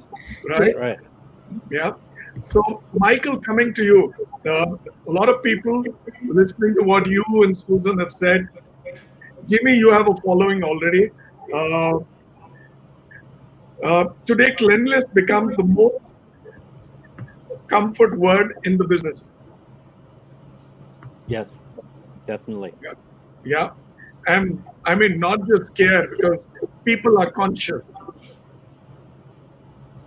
How we deal with cleanliness is going to set new trends with focus on design, the shower experience, regardless of the brand. Very correct. The design of the bathroom depends on the culture and guests' expectations. And the brand and And the brand, yeah. tier of the hotel. Absolutely. Where about are you in the 5 ladders? Uh, right now, everything is about cleanliness. That's our top priority. That's correct. Have I missed any critical points that you'd want to reiterate? No, I think just to touch on what Susan said about designers, it's I know everybody once you get into this business, you want to put your signature on the project. But from somebody been around doing this for 30 years, there's plenty to learn even within the boundary of a brand and budget and functionality constraint. So I would say rather than say, hey, I'm a designer, I want to do anything I want, try just designing within those constraints. You have plenty to learn from. There's plenty to absorb just from having those so-called limitations. Absolutely. Excellent. Excellent. Coming to you, Jimmy. Like I said, you already have a following out there. People are enchanted by the way you conducted the show, right? You bring in your own element and charisma. And thank you for that. But having said that, you made 2 or 3 significant points. I shall pick up 2. Um, Responsible luxury begins with educating the designer. It does, because I firmly believe a lot of design is not frugal. It's not minimalistic. A lot of design is ostentatious, wasted, just because people are trying to prove that's my signature. I only use this. But I mean, that tile comes in all the way from Spain. Do you need to use it, or you can produce it in Morbi? And that's one example. And you can use local stone. Rajasthan is within 500 kilometers. You can pick it up. So it's senseless to get a green certification, which is completely just for show, when deep within your conscience, you are not approving every material and weighing it on your conscience, whether it's justified, not justified. You need to pick in a specialty product from Germany, by all means get it. But there are products that you can, textiles that you can use local, stones you can use local. So I'm a great proponent of any designer or architect designing within the local landscape and canvas. That's at the heart of it. Design thinking begins by making sure you do responsible design and localize it. So that's my take on it. And I do not subscribe to the signature theory. I think signature goes a little too much into people's heads. Look at Philip Stark. Look at IDEO Design. They're huge designers. I mean, they have so much to their credit, and yet they are so humble, and their ways of thinking are so human-centric that you fall in love with them. Forget their designs. Just with their ways of thinking, you're in love with them. Because I think that's what the designers in India, and especially from the category P and C townships, need to learn from these legendary designers globally. Designers like Suzanne. If you actually dwell deep into the way and method of designing, you will understand there's a certain set of ideologies, and they don't change in with brands. They don't try to prove a point because they say so. They try to prove a point because they believe so. So there's a huge difference in their whole approach towards design. So talking about humility, we've got 3 of them over here with feet on the ground, right? I'm sure there's no light between the ground and their feet. So, yeah. So they're humble to the core. Look at Michael, look at Susan, look at you, Jimmy. Yeah. So you're all designers. You're actually artists. I wonder what goes on in your mind. I'm a commerce guy. So, and yeah, the last point, brand trust is not about transaction, but about relationships. See, when we keep talking about cleanliness and hygiene, it emanates from brand trust. If people trust your brand, that's how they look at you.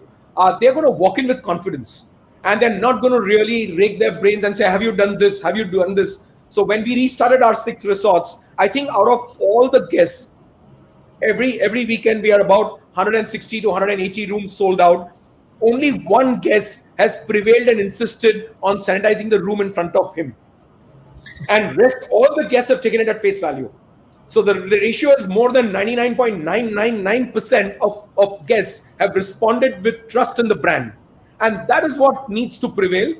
So if you're going to think of other people's, by putting your feet into other people's shoes and think about them, you will exactly know where the shoe is going to pinch, and you will kind of alter your designs to suit to them. But brand trust is very, very important. And going forth, businesses and relationships are going to be, all the successful companies are going to be those that focus on their brand trust and not on their fake advertising. Like I said, green products, certification from ABC. I think deep within their DNAs, if they are thinking on behalf of their consumers, their customers, the customers will begin to trust them. Great. Thank you, Jimmy. Coming to you, James. The good news is that even in these unprecedented COVID times, Hansgrohe has not stopped. We are working out of factories and constantly working towards innovating. I agree. Exactly, Bhuvi. Yep. Post-COVID, touchless faucet may be the need in hotel and public spaces, but the rooms may not see much change. I agree. I agree in regards of the brassware in the rooms. Is do you need to have a touchless faucet in a guest room where it's more secure than a public area or a public space?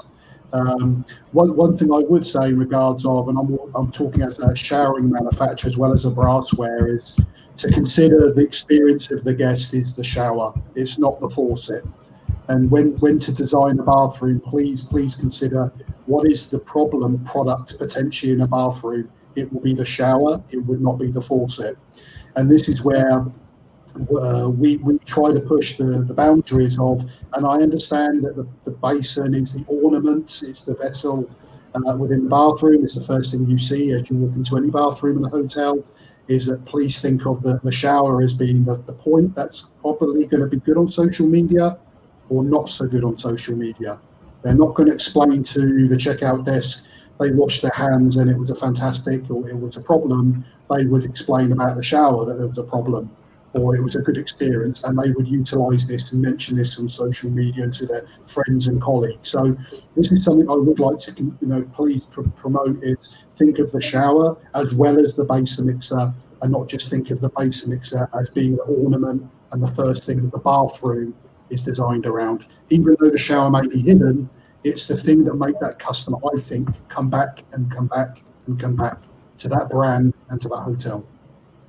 Excellent. And you also said voice activated shower controls will be the next big thing in guest rooms.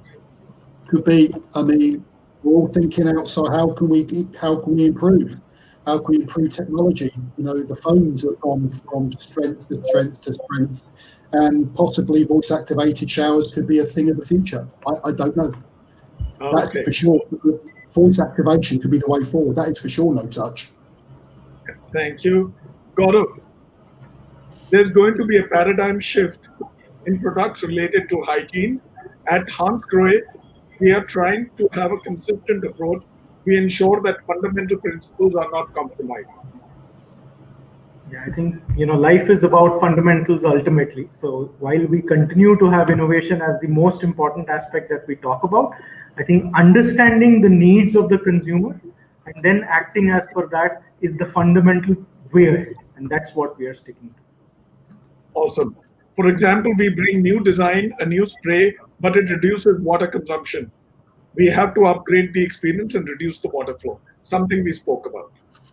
That's right. All right. I think just one point I'd like to add is that a lot of suppliers, sometimes go to customers without understanding, especially in the hospitality world. There are many people who would not even know, the various brand positions of, let's say, the family of brands under Marriott. So this is for, first of all, me, and then, everybody in the industry. Understand your client a little bit better. Whether you're approaching a JW Marriott, you're approaching a Courtyard, what are you exactly getting into? Understand that side, and then you will be that responsible business advisor for them. So just the last Absolutely. Basics. All right. So we've now come to the end of the show. I think we need to put our hands together for Jimmy. Jimmy has been a wonderful host, a brilliant moderator. On a scale of 10, Thank you. Thank you, guys. Yeah, I won't save anything for the next time. We shall start counting from 11. Having said that, thank you for being here, for your time, for your patience. Susan, thank you. Thank We you. will see more of you. Michael, thank you. God We bless. look forward to seeing you back here. James, thank you so much. We're seeing you in the next show. So are we seeing you, Gaurav? All right. Thank you again. For all the audience, don't go away. 4:15, we have session 5 that is designed for every style and need.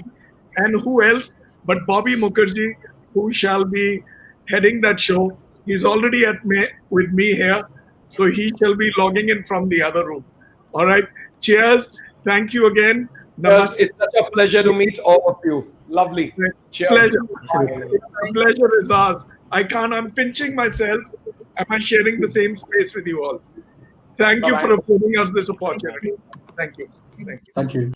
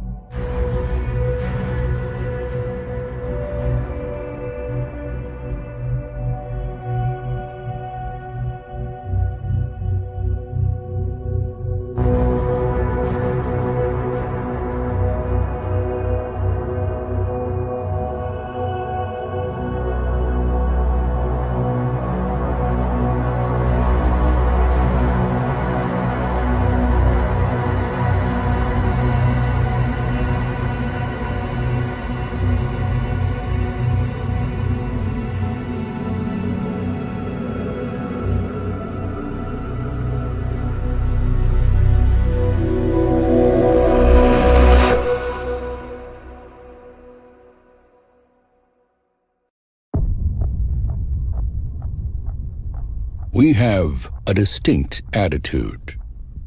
It determines our thinking. It is the driving force which compels us to continually develop new visions, beginning with the finest materials, traditional methods, and the most innovative technologies, in collaboration with the world's best designers.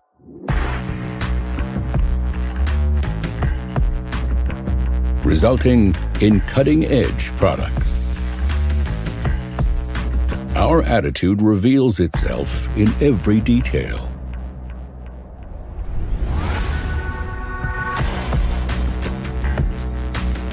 Perfect in form and in function. In a class of their own. We share this attitude with our discerning customers. For them, we make no compromise. In every one of our avant-garde products. In every version.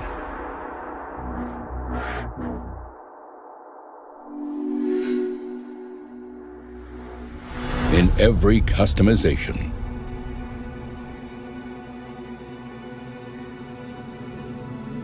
In perfection.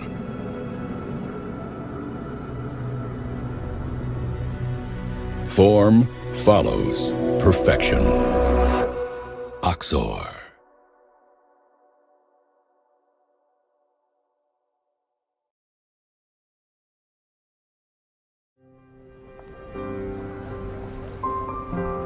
As our lives become ever more restless, maybe it's time to ask ourselves, which moments in life are the most beautiful? At Hands Grow, we believe it's the moments with water.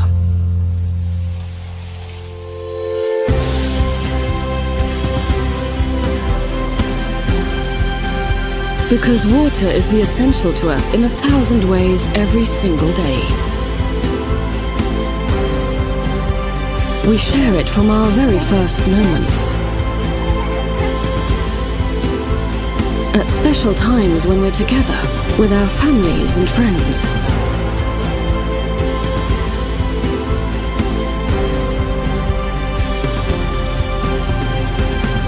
With the ones we love.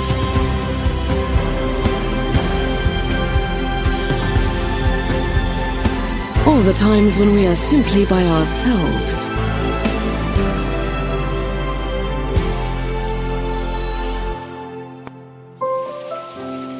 That's why we do everything we can to make your moments with water as unique and precious as possible.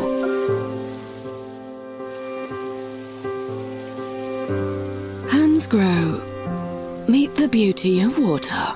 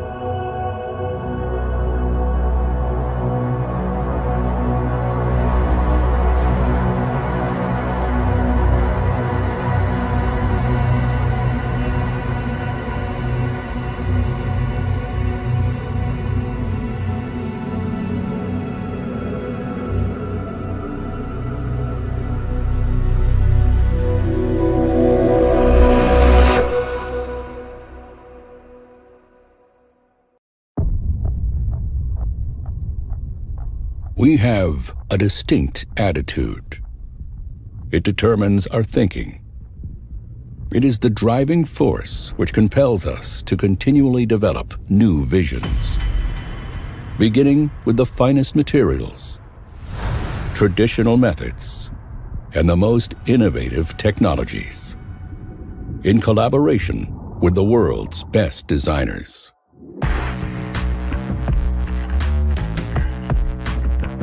Resulting in cutting-edge products. Our attitude reveals itself in every detail.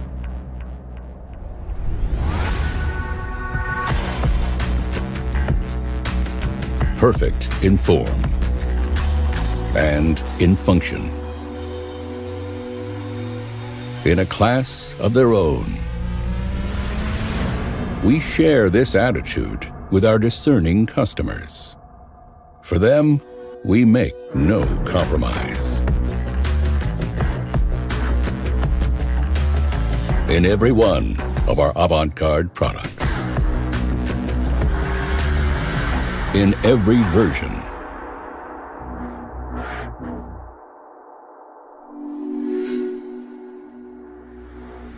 In every customization.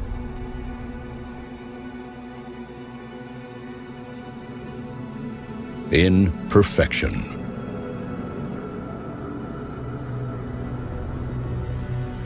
Form follows perfection.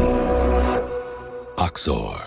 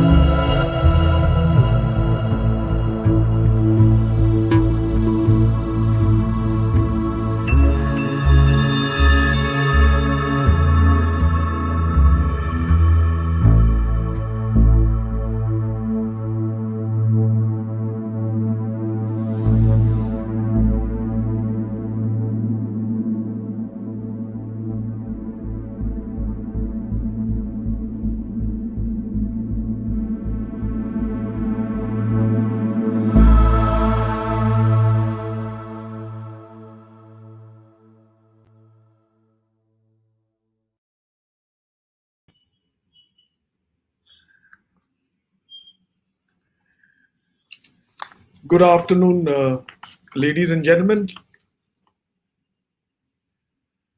We are back. We just finished show 4, which was the penultimate show of the series. We now get into the last and final show, show number 5, uh, of this wonderful series that BW Hotelier and Hans Grohe have put their hands together upon, right? The Design, Innovation to Conservation show series. The next show, which is being anchored by Bobby Mukherjee, uh, is Designed for Every Style and Need. It's got some fantastic speakers, the very best, right? So you'd be extremely delighted to see this show. Sorry, I've been adjusting my screen. We come back for some really enriching discussion.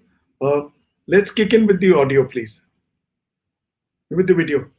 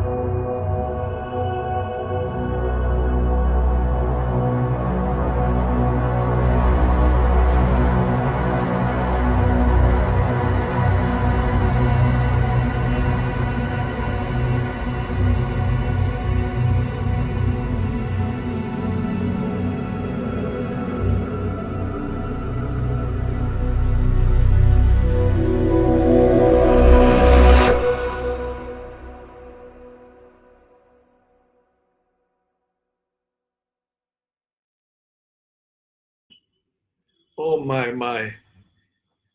Wish I can just grab them. All right, I don't want to be between you and the show. Um, let's get in, Bobby. All right, here is the session. Bobby Mukherjee, Rima, Vandana, Arun, James. Hi, Bobby. Hi. Good to see you, Bhuvanesh. Bobby. Uh, so Bobby is, of course, one of the most cheerful, one of the most happening, handsome rock star of an architect. Right? So he's designed some of the best hotels. He's even done a city. Uh, Bobby Lavasa, Ambi Valley. Ambi Valley. Ambi Valley. There you are. So a man who built the entire damn city, right? You name the best hotels, you've got his signature on them. So who better? I mean, Bobby is somebody I look up to. Uh, young, happening, a thinking designer, a thinking architect, a man of his own place. Uh, Bobby, a few words and then we bring in the session. You don't want to introduce the others? No, I will. I mean, why not? Okay, let's get the session in. Yeah. All right. So we have the full complement. Let's start with the ladies. Hi, Rima. Hi. Welcome to the show. Hi, Vandana. Hi, Arun, Srijit, Suraj, James. Welcome to the show. So this is a wonderful panel. I've introduced Bobby. Uh, any words will be too less for Bobby Mukherjee. Bobby Mukherjee No, has a no. place for himself. Everybody knows him in the industry. He was just telling me about we were both speaking to each other in the other room between the two sessions. So I was I telling, happen to be in Delhi, so yeah, and I don't have proper Wi-Fi at my place, so I came to his house, and I'm in the neighboring room yeah. using So his Wi-Fi to make this happen. So we were talking about Bobby's design, and he says, "Listen, Hans Grohe is one brand I love to work with." He says the first project that I did in Delhi was the Meridian in Delhi, which he did along with Hans Grohe. Right, Bobby? Yeah. I think that was Hans Grohe's first project, entire hotel project in India. I think in the year 2002 or three. That's when it started. I don't, and Hans Grohe was pretty new at that time, and they were not fully in India officially. They were being distributed through Jaguar, and but I've always known of this brand because of my experience in Europe and the US, and that's the time when we use your Stark range and for throughout the hotel, and I think it's still, all of them still work, even after so many years. It's been like nearly 15 years. I do swear by this brand, but not sometimes I see them losing projects. Sometimes I see them losing projects because they are unable to match up to some of the competitors, but I do try and educate my clients on their quality and design, but and many times I do get successful. Oh, Thank great. you, Bobby. Much appreciated. All right. So let me come to Rima. Rima is the Associate Vice President for IHCL, Taj. She's a seasoned hospitality, technical services, and design expert with a track record of delivering many award-winning hotels. At her age, rich experience, she's done a lot. She's a writer, she's a designer, and an experienced creator who likes to follow emerging trends, which are the basis of her design inspiration. Uh, she's redefined hospitality through the series of bespoke and innovative designs.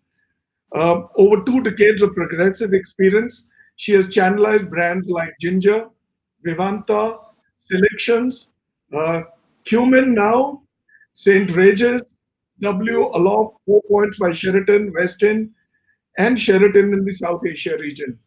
That's quite a bit, Rima. I have to still go on. Currently driving design and experience for various brands under the IHCL umbrella. She's instrumental in creating brand identity and launching design led hotels for the Taj Group. Welcome to the show, Rima. Let me come to the other lady of the show, Vandana. Vandana Dhavan Saxena. Uh, she's the principal and architect designer for Studio 4 Designs. Vandana heads a dynamic architecture and hotel interior design practice based out of Gurgaon, established in 2012. She has been in professional practice since 2004 and has worked extensively both in the US and in India. She was based in New York. She believes in weaving together the local context, a larger functional needs, and a modern aesthetic to help create a unique and timeless narrative for a project. Let me come to our other friends on the show, Srijit Narayanan, the genial Keralite Malayali based in Gurgaon. Can you beat it? Right? He's the director projects for design services for Hyatt in South Asia. A hardcore project personnel with an overall experience of more than 3 decades. You don't look that. A civil engineer with a passion for interior design and hospitality, 11 plus years of experience in hospitality industry. He started with Taj. So there's a lot of Taj in there. Earlier, he was director of projects and technical services at key hotels. All right. We now come to Suraj Sahai. Suraj is the regional manager, architectural design and construction Eurasia for Wyndham Hotels and Resorts.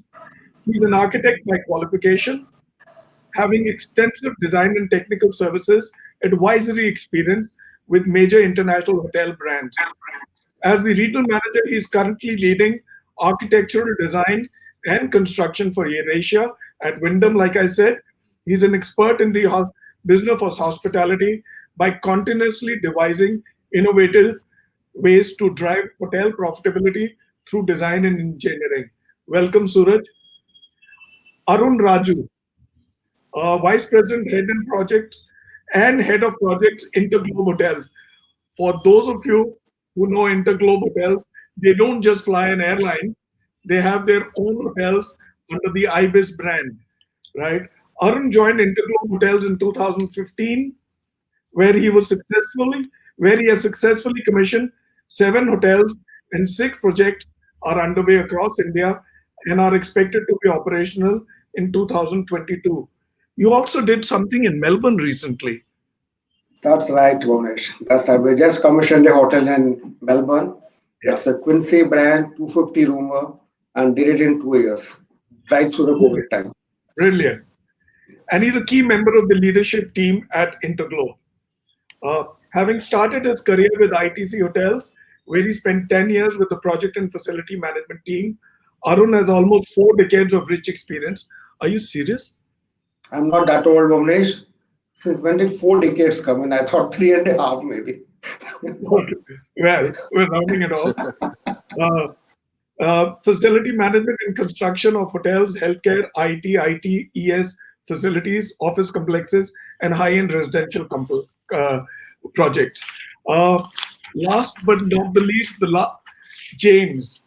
Where are you, James? I shall have. Okay, here. James logs in from London. He was with me on the last show, so I shall do this again. He's the Director Sales Global Projects for Hansgrohe. James has a wealth of experience with over 20 years in bathroom industry.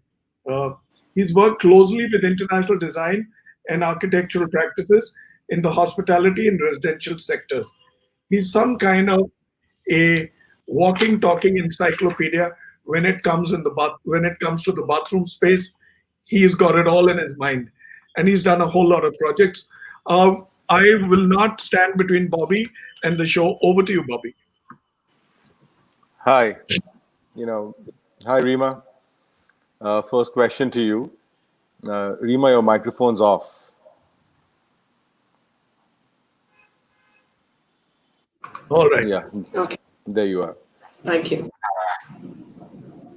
Taj is considered as one of the finest chains of luxury hotels and resorts. And I've had the privilege of working with your company and with you for several nice, fascinating projects. Question is, from a modern business hotel to idyllic beach resorts to authentic palaces, you seem to have them all.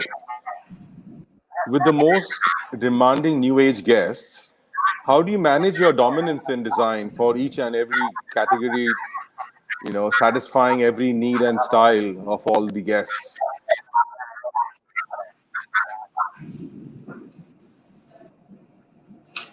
That's actually a very good question, Bobby. Yeah, a while ago, the dominance of design was focused more on the demography of the guest. We were designing hotels for Gen X, Gen Y, Gen Z, and millennial travelers.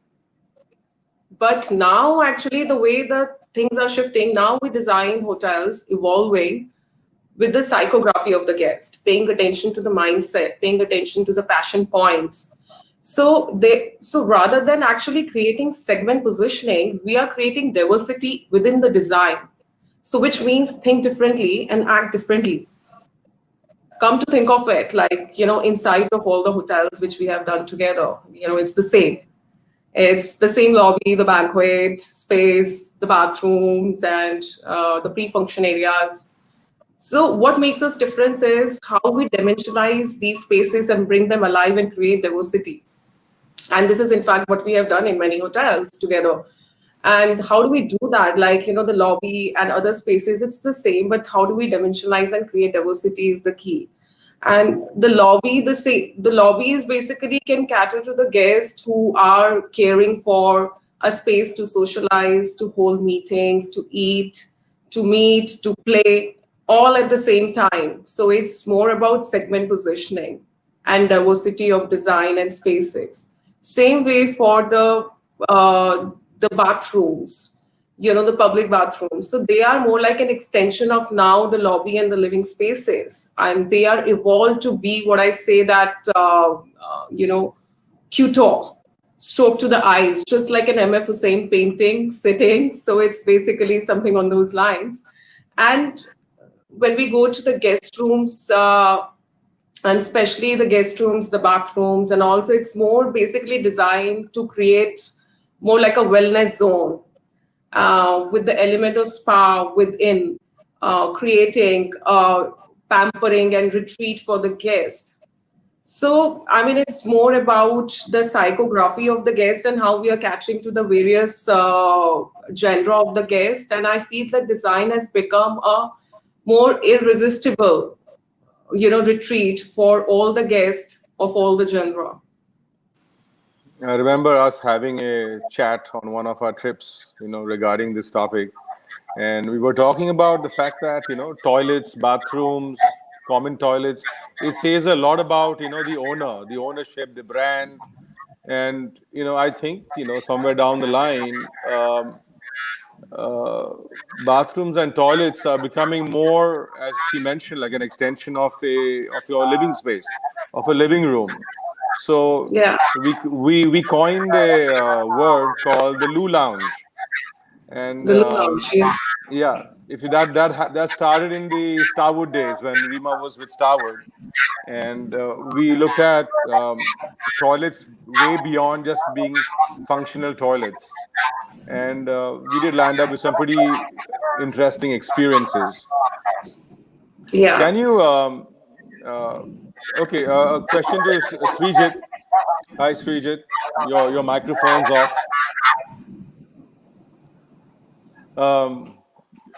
I've also had the privilege of working with Srijit closely on a couple of projects recently, and it's been a real fun experience.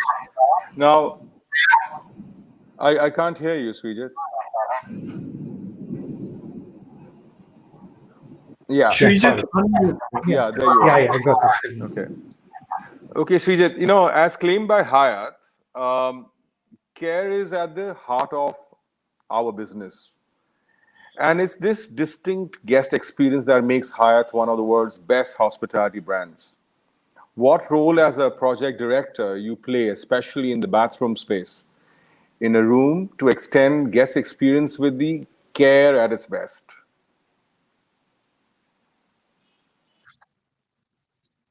Thank you, Bobby. Let me start thanking BW Hoteliers and Hans Grohe to make me a Thank you. panelist here. And Pleasure is ours. and thank you, Bobby. And yes, you said it rightly. At Hyatt, care is the purpose of our business. The well-being of our guests and colleagues is the central to our ethos of advancing care at Hyatt. And the key aspects to advancing care is to have an intuitive and empathetic design. So across Hyatt hotels, be it luxury, upper upscale or upscale segment, we believe that the bathroom is a primary opportunity to positively impact the guest experience, going beyond the guest expectations and challenging the conventions. These are, of course, the same four fixtures bathroom. We can't do anything more on that. But what we try to do is to bring in a relationship between the bathroom and the bedroom such a way that they're physically or visually connected. It could be through an open portal, it could be a sliding partition, a translucent partition, soft screening, etc. And this connection, what happens is when it opens up, it makes the room feel more expansive and also allows to have a unique space for unique feature and adds to the flexibility and functionality of that space. And we also try to bring in natural light. These days, nobody wants to have a dingy, dark toilet like Bobby, we've been discussing the other day. So the same thing. So we would try to bring in natural light. It could be through a translucency, or try to visually connect the room somewhere, the bathroom with other areas of the room, and keeping in mind the privacy of the guest, which is the core. So I think this is how we take care of the care towards the guest or the guest experience, keeping in mind a bathroom accessories. Srijit, Hyatt has been a trendsetter in this worldwide. Your concept of the bathroom that you just mentioned, having large openings, glass in between, less of a division between the guest room and the bathroom. You were the trendsetters, and I think rest of the world, rest of the brands followed what you started. I think 25 years ago, and you see people still trying to do that. Yeah, true. Okay, I'll ask Suraj this question. What are Wyndham Hotel and Resorts development and expansion plans in the new normal? Suraj, your microphone's off. Yes, there you are. Okay. So first of all, I'll thank BW Hotelier and Hans Grohe from bringing this panel, which is on this panel. I believe this is 200 plus year of experience on this panel. That's something. Anyways, so coming to your question, it's new normal. We have been hearing this a lot. So these are strange times. So throughout these challenging times, our focus at Wyndham has been on the health, safety, and well-being of our guests, team members, and partners. And we remain committed to this as we continue to navigate. We are still trying to explore this new normal thing. So earning and sustaining trust among our owners, guests, and colleagues is and has always been our priority. And regarding development, we have also remained steadfast in our commitment to continued global growth and expanding Wyndham across Europe, Middle East, Eurasia, and Africa. That's EMEA region. In this region, we are primarily focused on growing our franchise portfolio and are having a steady and sustainable growth. And our mission is to make hotel travel possible for all. So wherever people go, Wyndham will be there to welcome them. And in this region, we have seen demand for branded hotels, particularly in tier 2 and tier 3 cities. And we are well equipped to cater to this demand. So we are working extensively on the recovery plan, and all our business verticals are aligned in moving up, ramping business and again, building trust. I hope this answers the question. So it's a Okay, it's a one more question. One more question to you, Suraj. yeah. What would you like to say about design for every style and need? Yeah, so that's a very important question. So when I talk about our group, so we have a variety of different offerings from upscale to stylish economy, and we aim to make all spaces across our portfolio of hotels functional and fitting to the destination they are located in. So we cater to a variety of different types of travelers. So guests are very important. We have to study the type of profile and uh, with varying budgets, travel needs, and the design of our hotels is a reflection of this. So when we talk about from value brands offering, we offer comfort and essentials for those on a smaller budget. Mid-scale brand, so where Ramada is our well-known brand, and upscale or distinctive brands offering upscale style and design concepts that are rich with high-end amenities, food and beverage offering, spa facilities, and more. So, in this business of hospitality, the focus is always on getting the basics right. And as technical people, it is our responsibility, my responsibility to drive business objective through design. So, for any branded guest room, good sleep experience and delightful bathroom, shower experience are basics. So, for good sleep experience, getting the right bed, air conditioning, acoustic performance, we can deliver good sleep experience. But bathroom and showers require innovative and constant evolution for each type of brand, in particular for value and mid-scale brands. Why I mention about value and mid-scale brand? Because of the real estate, and we are getting tighter and tighter day by day on the room areas, hence smaller bathrooms, and also for increasing profitability. That is basics for any business. For any owners, they want profitability. So optimizing, we all do energy optimization, optimization of manning, hiring multi-skilled staff. That is we can deliver through design. But here what we need is the sustainable engineering solutions for bathrooms. So water conservation, need for innovation is constantly reducing water wastage. So this is not optional and it is a need. So while in hotels, we also need to deliver delightful guest experience. So international quality solutions, showers, low flow devices, thermostatic mixers are one of the few tangible solutions which I can discuss, I can mention in this forum.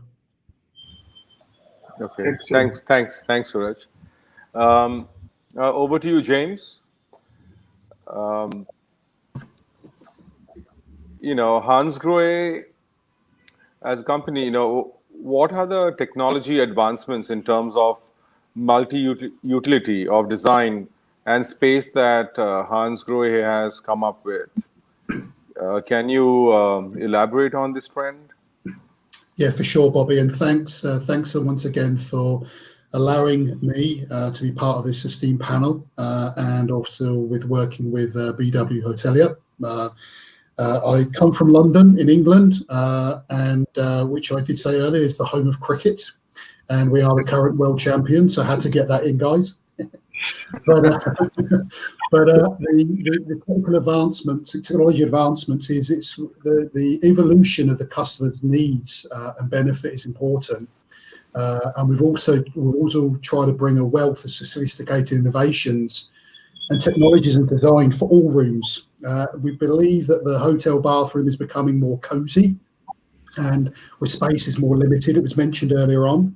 And we're bringing out new products, innovations, for example, like the Rainfinity shoulder shower, where you have a shelf within the shower itself for toiletries, shampoo bottles, etc., where space is limited. And secondly is that the shoulder shower itself is only focusing on the shoulder and the neck area, the stress areas. And again, this gives a good guest experience within an area that can meet all sizes. So we believe that we work with a multi-utility of design, and also as well in regards even of shower trims, is that the shower trims could be smaller, on the wall if it's built in, and likewise with possibly smaller dimension exposed shower pipes if need be. So we're trying to minimize the size of the product relevant to the size of the bathroom, and that where we're trying to work with multi-utility of design. So also without not diminishing the experience of the guest. So whether it's a bigger bathroom or a smaller bathroom, the design is still important to us, and also the experience. So we do meet with all possibilities where we're bringing, as I say, shelves into the shower as part of the shower itself, into the shower area. I hope that makes sense, Bobby. Yeah, I have seen some of your new products, and I think it's brilliant. And again, I think they are again trendsetters, just like Hyatt is in terms of design ideas, and then you see the rest of the trying to copy you in many ways. I like the new ones where you have those button-like things that you switch on. It doesn't feel like a conventional lever device anymore. You've got those things you press, and different aspects of showers come on, and I think that's pretty cool. Well, Bobby, that's a really good point. Is that, as I say, being innovative, as you rightly say, we were the first to bring push button control into the shower area, whether it be the hand shower to select the different spray modes, or actually on the shower controls themselves.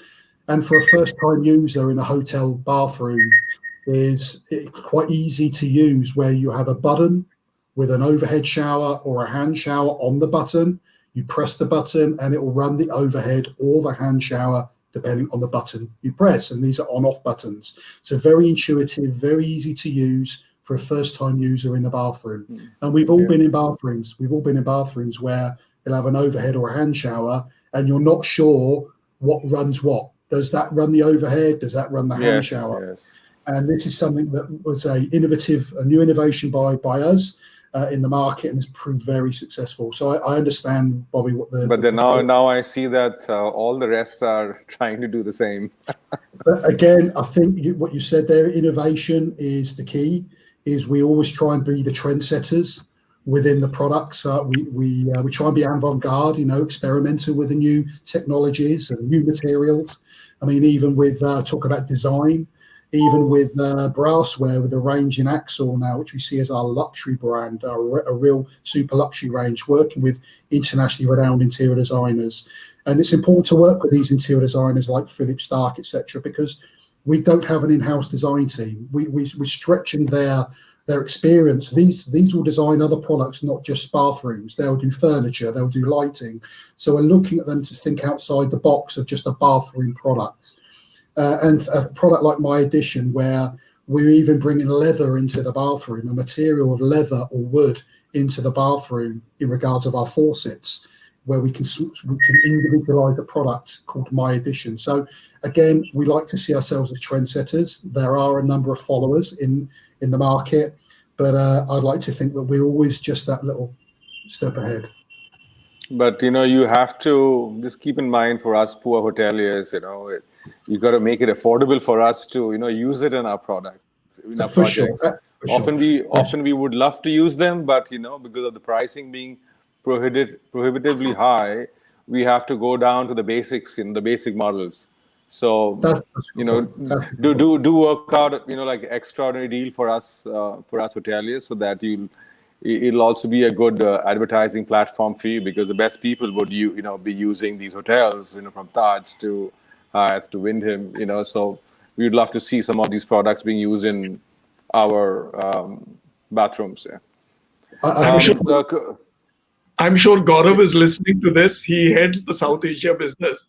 So Gaurav, you can make your notes.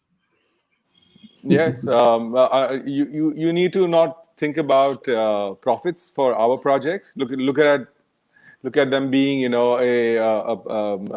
ideal space for publicity, and marketing, and then you will see us using a lot of your products, these new products, in these projects. Bobby, you've got a really good point there in regards of budget, in regards of Hansgrohe with our premium brand, Axel being our luxury brand. is that we want people to use our products in the hotels, whether it be a Hyatt or a Wyndham example, Winterglobe, is that, you know, we want people to come back to that hotel while using a Hans Grohe across all budgets. And this is where we have Hans Grohe and Axel. This is where we are strong within all the key hospitality brands in the world, because we have a budget, a product within a design to meet all budgets and design briefs, from Hans Grohe up to Axel. Yes, I understand Axel was seen as obviously the upper end of our range within the luxury segment, but we can fight, I would say down and dirty, that's probably incorrect, but we can fight amongst our competition on a product with Hans Grohe that is still affordable, still meets the same design criteria, still meets the quality and in manufacturing criteria as being made in Germany. And I was surprised when I fought against Hans Grohe for many a year, is that when you work with Hans Grohe, actually how affordable we can be. I shall remember that, and we will take up Gaurav on that. So Gaurav, be ready for some aggressive requirements and requests from our side. For sure. Okay, question to Arun. What are Interglobe Hotels' development and expansion plans in the new normal in India? Okay, thank you, Bobby, and thank you, Bhuvnesh, for having me over here. Am I audible? Yes, yes. It's perfect. I think at Interglobe Hotels, we also had a situation when the COVID struck that we had our sites held up for quite a few months. The good news is that in the last 2-3 months, most of our sites have come back to almost 95% of labor strength. So work is going on full stream. And as Bhuvnesh mentioned earlier, we've got 6 hotels under construction, which is more than almost 1,000 keys among 2 brands, which is not 2 brands, about 3 brands, Ibis Style and Novotel. So we cover the upper mid-scale segment completely, right from the low end to the upper end segment. So, and all the 6 projects are in like we've got 3 in Mumbai, 2 in Bangalore, and 1 in Goa at this point of time. So that way we stay committed to our expansion plans. So we already invested almost 2,000 crores into our portfolio, and we've got a further investment lined up almost 700 crores in this particular projects. Having said that, we're not stopped looking at new development plans. I think there was, after a brief pause, our development team has sprung back into action, and we're looking at some promising deals across in Pune, Bangalore, Hyderabad, Mumbai, and Delhi.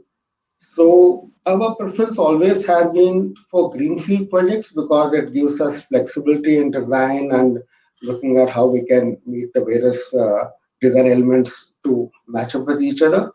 But we're not agnostic to looking at brownfield projects too. So at Interglobe Hotels, we remain committed to further expansion, and we believe that this is a market. It's just got a little pause in between. I think we should be back in business in a few months, and we should be ready for that.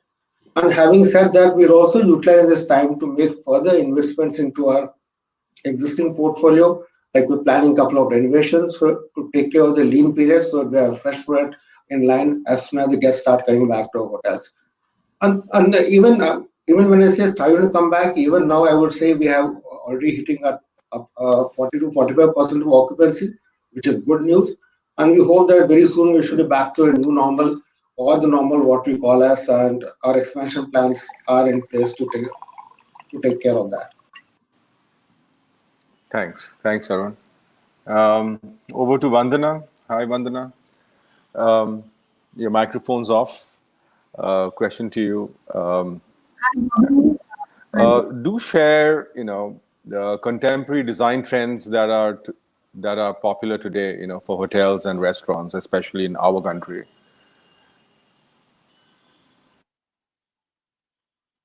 First of all, I would like to thank Bhuvnesh for having me here and Hans Grohe for being a part of this event and hosting it.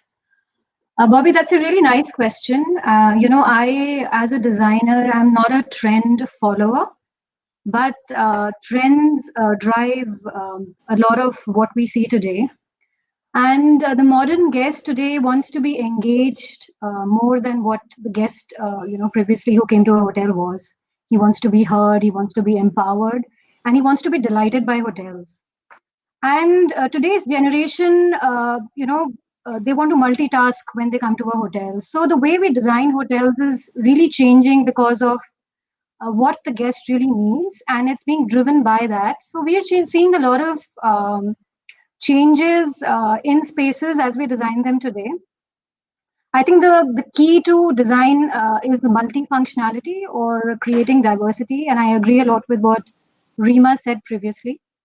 So if I talk about, say, a guest room, a couple of changes that we have noted, which have sort of now become permanent, are, for example, nobody really wants to create a study table anymore in a guest room. Because nobody's going to just sit and use a study desk. People want to be watching TV, they want to be using their laptop, they want to be on their mobile, and they want to do all these things simultaneously. So you typically see a large seating area with, say, a table of a study desk height, sort of becoming a feature now in a room. Then, say if someone is walking into a room and they want to hang their bags, you sort of see now a lot of these books propping up on walls and getting integrated into the design. Bathroom fixtures are, becoming points of celebration. So we are opening up the doors and windows of our toilets and sort of revealing our fixtures. So the bathtub is something you want to look at. It's become so beautiful. The shower experience, of course, is something all of us are aware of, is so important. The sleep experience and the shower experience. Vandana, you've gone. If I talk about public spaces, when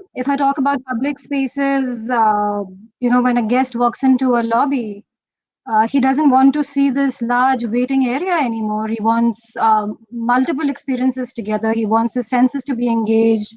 There are projections on the walls. There are activated lobbies through lobby cafes.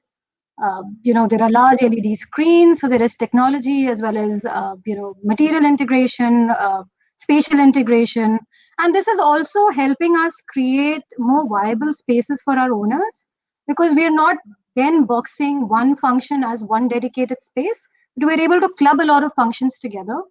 And I think that's making hotels a very, very interesting domain. There is no traditional spatial program that you can stick to anymore. You can, question the way hotels are designed, and that's typically the way we like to design at Studio 4. We've always gone in and tried to sort of get down to the basics of how things can work. We've started questioning everything, and that's where we've really started enjoying our work even more. So Yeah, I hope thanks, that Vandana. answers your question, Bobby. Rima, question for you. Technology has changed the way we design. Do you integrate new technology into traditional design format processes? Do you adapt to latest advancements in guest bathroom designs and amenities? What is Taj doing to stay, ahead of the curve? Rima, your microphone.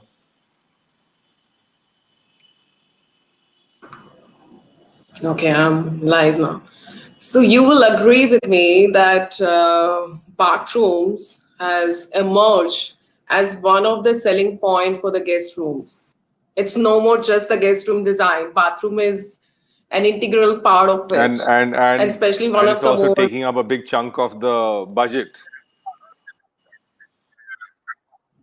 It is now, yeah, it's taking a big chunk of budget. So it's like all the more important for us to design them more like an influential chambers. You call it Loo Lounge, I call it influential chambers. So from moving from functionality to making them more fabulous. So of course, functionality is important, but it has to be functional yet fabulous. So wherever possible, we are trying to blur the boundaries between the guest room and the bathroom and creating a more integrated experience, and breaking the conventional norm of, okay, this is my bathroom space, this is my shower space, this is the vanity, and this is the room. So just blurring it and making it more efficient and making it more alluring and recreating that experience, I think that's the need of the hour. And as Vandana said, right, the writing desk is just going away. And so maybe, like, when we blur the boundaries, the vanity can become a large extension and can also be used as a writing desk. I'm just like, so basically we are trying to massage up out of the box thinking and recreating the experience. By the same time, I think technology help us to be more conservative, to be more sustainable, and be more eco-friendly, like how we can introduce natural light to the toilet by introducing skylights, or maybe having touchless screens, or more intelligent sanitary fittings. So last year for Vivanta, we launched a shower experience which is based on the philosophy of wellness. And so it's basically the technology which uses very less water, but by the same time it gives the more experience to the guests to banish fatigue and pamper themselves a bit more, by the same time conserving water. So it's basically channelize the water and infuse it with air to create the right kind of experience without using too much of water.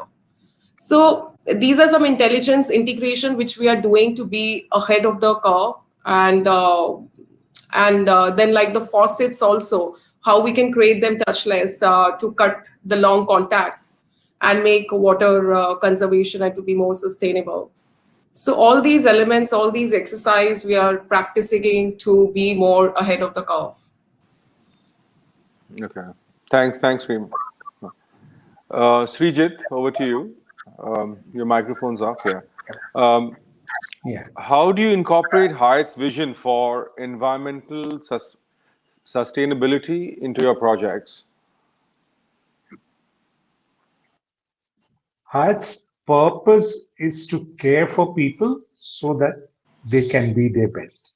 So one of the many ways by which we care for people is by doing a part of protecting the planet and contributing to the well-being of the communities.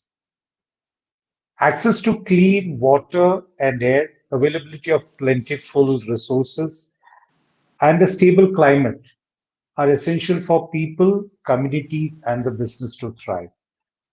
The sustainable design and construction of hotel becomes critical at this stage, not only for minimizing the operational cost in the later date, but to demonstrate Hyatt's environmental stewardship and care for people. And next is that comprehensive analysis we have developed with the Water Footprint Network puts us in a strong position to empower our hotels to make a positive difference in their local communities through water stewardship. So when I talk about water stewardship, I would like to tell you last year the focus on from the Hyatt was about sustainability was water conservation. So when I talk about the water system as such in a hotel, so what we try to do is across the brands, wherever possible, we would incorporate low flow faucets, ensuring that the guest experience is not hampered. So that is one of the things. And areas where we have got water strain, like when you go into the regions where we were talking, the previous segment I was hearing about Bangalore getting dried up and all those areas. So what we try and advise the architects and the landscape designers basically to avoid have water features. So such areas, that is what we take care. And then the third and most important is the reuse of water. So wherever possible, it's 100% we try to bring in to recycle the water on site and have a proper storage and having a treated system. Now, this year, I think the focus is more towards being plastic free. So what in Hyatt we are bringing in new, we are encouraging the guests to have their own water bottles filled up. So we are creating water filling stations, which we have placed conveniently at areas like lobby and the arrival space, and obviously in the fitness area. So they can avoid having those PET bottles, and we do away with that. So I think this is how we try to integrate our system into project and have the vision of a Hyatt continued on this. Yeah, Hope this cool, answers, very Bobby. cool. James, with the millennials always on the lookout for latest trends, how do you keep your design contemporary? Okay, so I think one of the points was what I raised earlier, Bobby, in regards of how we try and stay contemporary is that because we don't have our own in-house design team that are just blinkered on taps and showers, yeah? And this is why we work with the internationally renowned interior designers, that they work on experience with other sectors. And I think this is what tries to make us contemporary, is that we listen and learn and work with these and collaborate with these interior designers on new trends, on new products, on new designs. I think that's key, because we're not just, as I say, blinkered on taps and showers, and they bring new designs. And you, for example, getting back to how design contemporary and staying ahead is also trying to not look the product to look like a bathroom product. Another example, by working with Philip Stark previously, was a range we have called Stark V, which is a vortex. It's a luxury product. It's not being truthful, it's not a 400-bed hotel product, but it's glass, it's crystal, and it doesn't look like a chrome-plated baser mixer, yeah, and it gives the experience of a vortex. So again, we're working with Stark in that regards. But what we try and do is try and make our product designs contemporary. We want them to be classic. We want them to be timeless. And another example, again, is Philip Stark. Axel really was launched in 1993, and the first collaboration was with Philip Stark. And we still have a range, we still have a design now, it's called Stark, which is still current now since 1993. Now, this is what we would strive to do, is it's still a popular range, still out there, still today, and will still be tomorrow.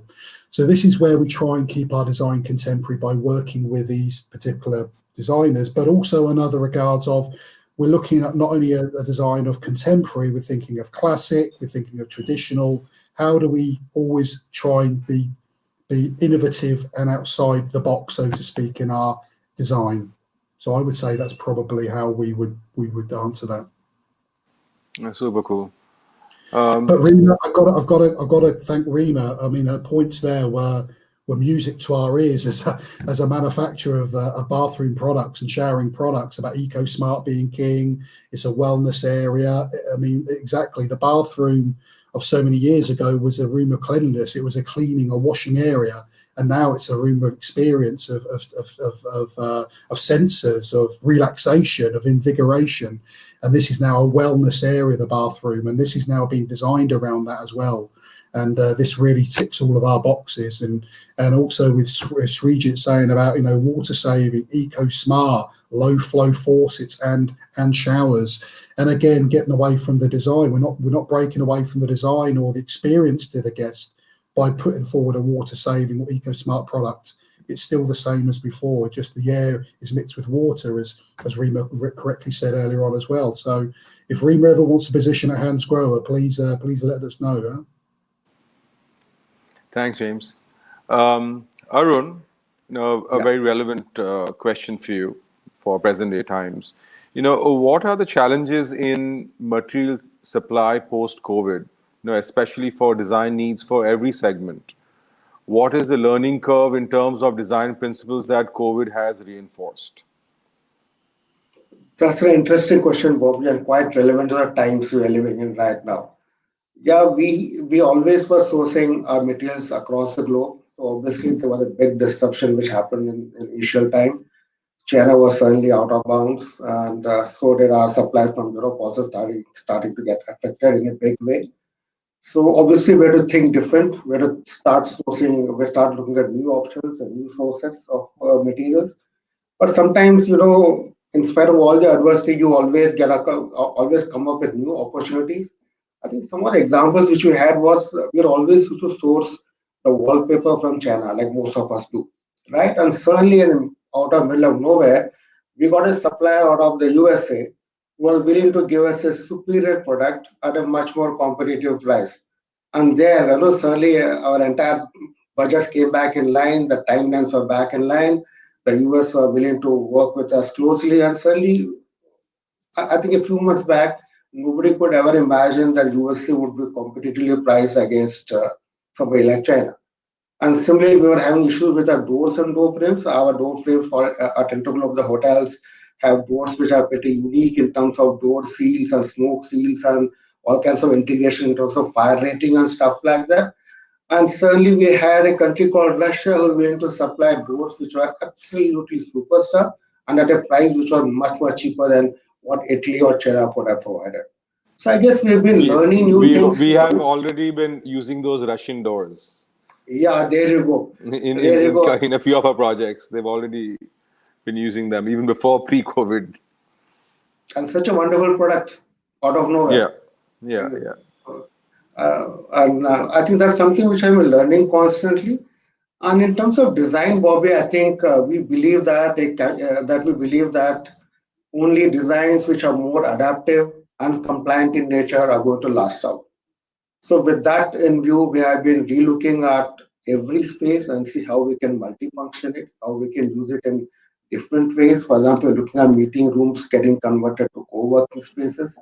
We're looking at staff cafeteria, looking at how we can upgrade the staff cafeteria so it can also develop as a public area in terms of a need, maybe a co-working space or maybe a small function space, and also adds a lot of value to our people working in the hotel in terms of having a nice, bright cafeterias, good back of the house spaces. So we're looking at interchangeability and adaptability at every point. So with that effect, what's happening with the blurring of the back of the house and the front of the house taking place, I think we are giving more than enough attention to all the back of the house spaces. Typically, back of the spaces had grey quotas and some white walls and white tiles. And we have brought the design back into focus into all these areas, whether it's staff washrooms, whether it is, in fact, in most of our hotels, our staff washrooms are much better, as good as the public area washrooms. So that's the importance we're giving to each and every space. And we believe that with happy employees, we'll have happy guests. So the focus is there on design part, both in the front of the house and the back of the house. And also we're continuously looking at new innovations, see how we can have multiple uses for the same space. Like we're looking at how we can have seating spaces in the lobbies to develop as spaces where you can have small intimate meetings, and also maybe where somebody can use a Wi-Fi, order a coffee, and get going with his regular work. So that's where we are, Bobby, on the design front of the procurement piece. Very cool. Vandana, question to you. How do you maintain the Indianness in a design, yet bring in the contemporary look? So India, as we all know, is very rich and very diverse, and saying that something is Indian could have multiple connotations. And for me, if when I study vernacular architecture or I go into the depths of what being Indian means, I think, there is a lot of intelligence in what was done in the olden times. And of course, when it carried on as tradition and became a part of our culture. So besides just being motifs that, we want to use in our design, if we can go down to the basics of what our Indian design meant, we'll be able to develop more meaning in our design. For example, in the olden days, if you study a Bauli, it was not just a stepwell which looked beautiful, was symmetric, but it stored water for for a very long time. So it had function, it had aesthetic, and it was celebrated. And if we can go down to the core principles of what being Indian is, we'll be able to challenge and create or innovate in a better way. Besides that, of course, there are other ways, one can incorporate Indianness in contemporary design. I think we should go down to the basics of using local materials, like say incorporating linens into our our guest rooms, probably having our local craftsmen embroider the cushion covers. So for example, if you're building something in Punjab, you can have the motifs and embroideries from there. If you're building something in South, you can use the saris and the check patterns from there. So there's just so much diversity. And I think if we really go down to studying each region and incorporating those elements into our design, we'll really be able to create unique identities in the kind of hotels, hotel projects we are able to build. For as an example, we recently, not recently, it's been about 2.5 years, we worked on the Renaissance by Marriott in Ahmedabad. And that's where we were able to create a very strong sense of place and yet keep the hotel looking very contemporary. So we were influenced by the Kite Festival of Gujarat. We were influenced by the stepped wells and by the strong colors of the city, like the pinks and the reds. And we did a very stark contrast in the lobby with grays and pinks, which stands out and is a clear reflection of the city as someone walks in. Yet it feels absolutely contemporary. There is no, it's not like Desi per se. So yes, it's possible if you can play the two layers delicately and you can balance them. It's very possible to create it, and it's fun. Yeah. Cool.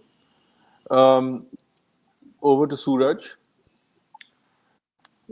What remains the design USP of the Wyndham hotels and resorts? How does it differ for the different segments? So, very difficult question to answer. I'll try to answer it very objectively. So, like I mentioned, Wyndham's mission. Our mission is to make hotel travel possible for all, and our wide-ranging portfolio of brands is helping us to fulfill this mission. So each brand is designed with guest comfort and ease in mind, and we continue to evolve, build based on market trends and demands. So we have something for every type of traveler, and our designs are another representation of this. So having said that, the USP which I want to uh, explain, which I want to table it here, so is we are one of the most flexible among international brands, and we do not compromise on our brand standards. For example, we have zero tolerance on fire, life, safety across all our brands, so that is consistent. But when it comes to hotel facilities and area program, we accommodate requirement as per market location and owners' business aspirations. So, like Arun mentioned, that greenfields are easy and provides us flexibility to build an hotel, an on-brand hotel. But what we, besides greenfield, our extensive experience has brought in a lot of conversions, where owners have a tight budget and also they do not want to shut down the hotel. So while hotel is operating, we are making changes to bring it on brand, and then the branding happens. So this with this we try to empower our hotel owners also and our guests. So like Vandana also mentioned about being vernacular or things. So within the brand standards purview, we try to be flexible in terms of like each and every location has a different requirement, different cultural requirements. So we try to be flexible with that. So that is how, like I mentioned in my first question, so like that is how we are trying to build and sustain trust.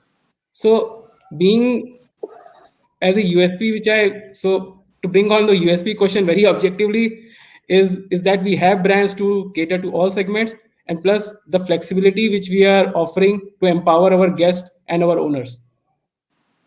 I hope I'm trying to sum it. Yes, thanks. Bobby, Yes. I want to ask Suraj as well. Yeah. You say you have a lot of flexibility but zero tolerance. So tolerance, when I talk about our standards, so our standards are very objective type. It will say table will have 4 legs. I need a bed, I need a chair. So our brand standards range from for 168 countries, 62 languages. So we have some standardization across it. But when it says about Ramada having a red color element, so it does not mean I want the room red. It can be certain red element. So I was Yeah. just about trying to lighten the Yeah. mood and bring in some. So fire life safety is non-negotiable. Okay. Yeah. Done. Fine. Time's running. Sorry, Bobby. Sorry. Rima, Yeah. can you recollect any major challenge that you faced during the design stage of any project, especially pertaining to the guest room space? How do you handle such situations? Rima, microphone. Rima can't hear. Okay, sorry. Start again. So I said we all face this challenge, right? To explain the importance of design at the foundational level and stage. and to explain that design is not necessary to be functional, but it is important to be more experiential. So we have to integrate functionality as well as experiential layer in the design. If we have one, if we don't have the other, it's just a total disbalance. So driving the functionality, keeping experience in mind, I think that's one of the fundamental challenge which we face, because sometimes with the owners and with the executors, they say, oh, this is how it is. And but being designers, being operators, we want to do something more than catering to the basics. And the one of the biggest challenge is also the space planning, because if you don't have the basic foundation and the space planning right, and you're trying to build the functionality and experience, so it's just like totally not the right path to take. First, the foundational and the key planning and the space planning needs to be right to create that wow kind of an experience, and to break the basic boundaries and the bones, the traditional bones of the design, to create something extraordinary and having a more unified experience. Okay, cool. Srijit? So a bit of a time check, Bobby. How much more time do I have? So we can go on till 5:25. That means another 7 minutes. Srijit, over to you. Yeah. How do you balance the style and need for every segment, be it luxury, upscale, or budget? There are so many types and several categories. How do you do it? See, I think all you would agree, design is the key in our business. And having said that, hospitality is a physical experience and always has design at its core.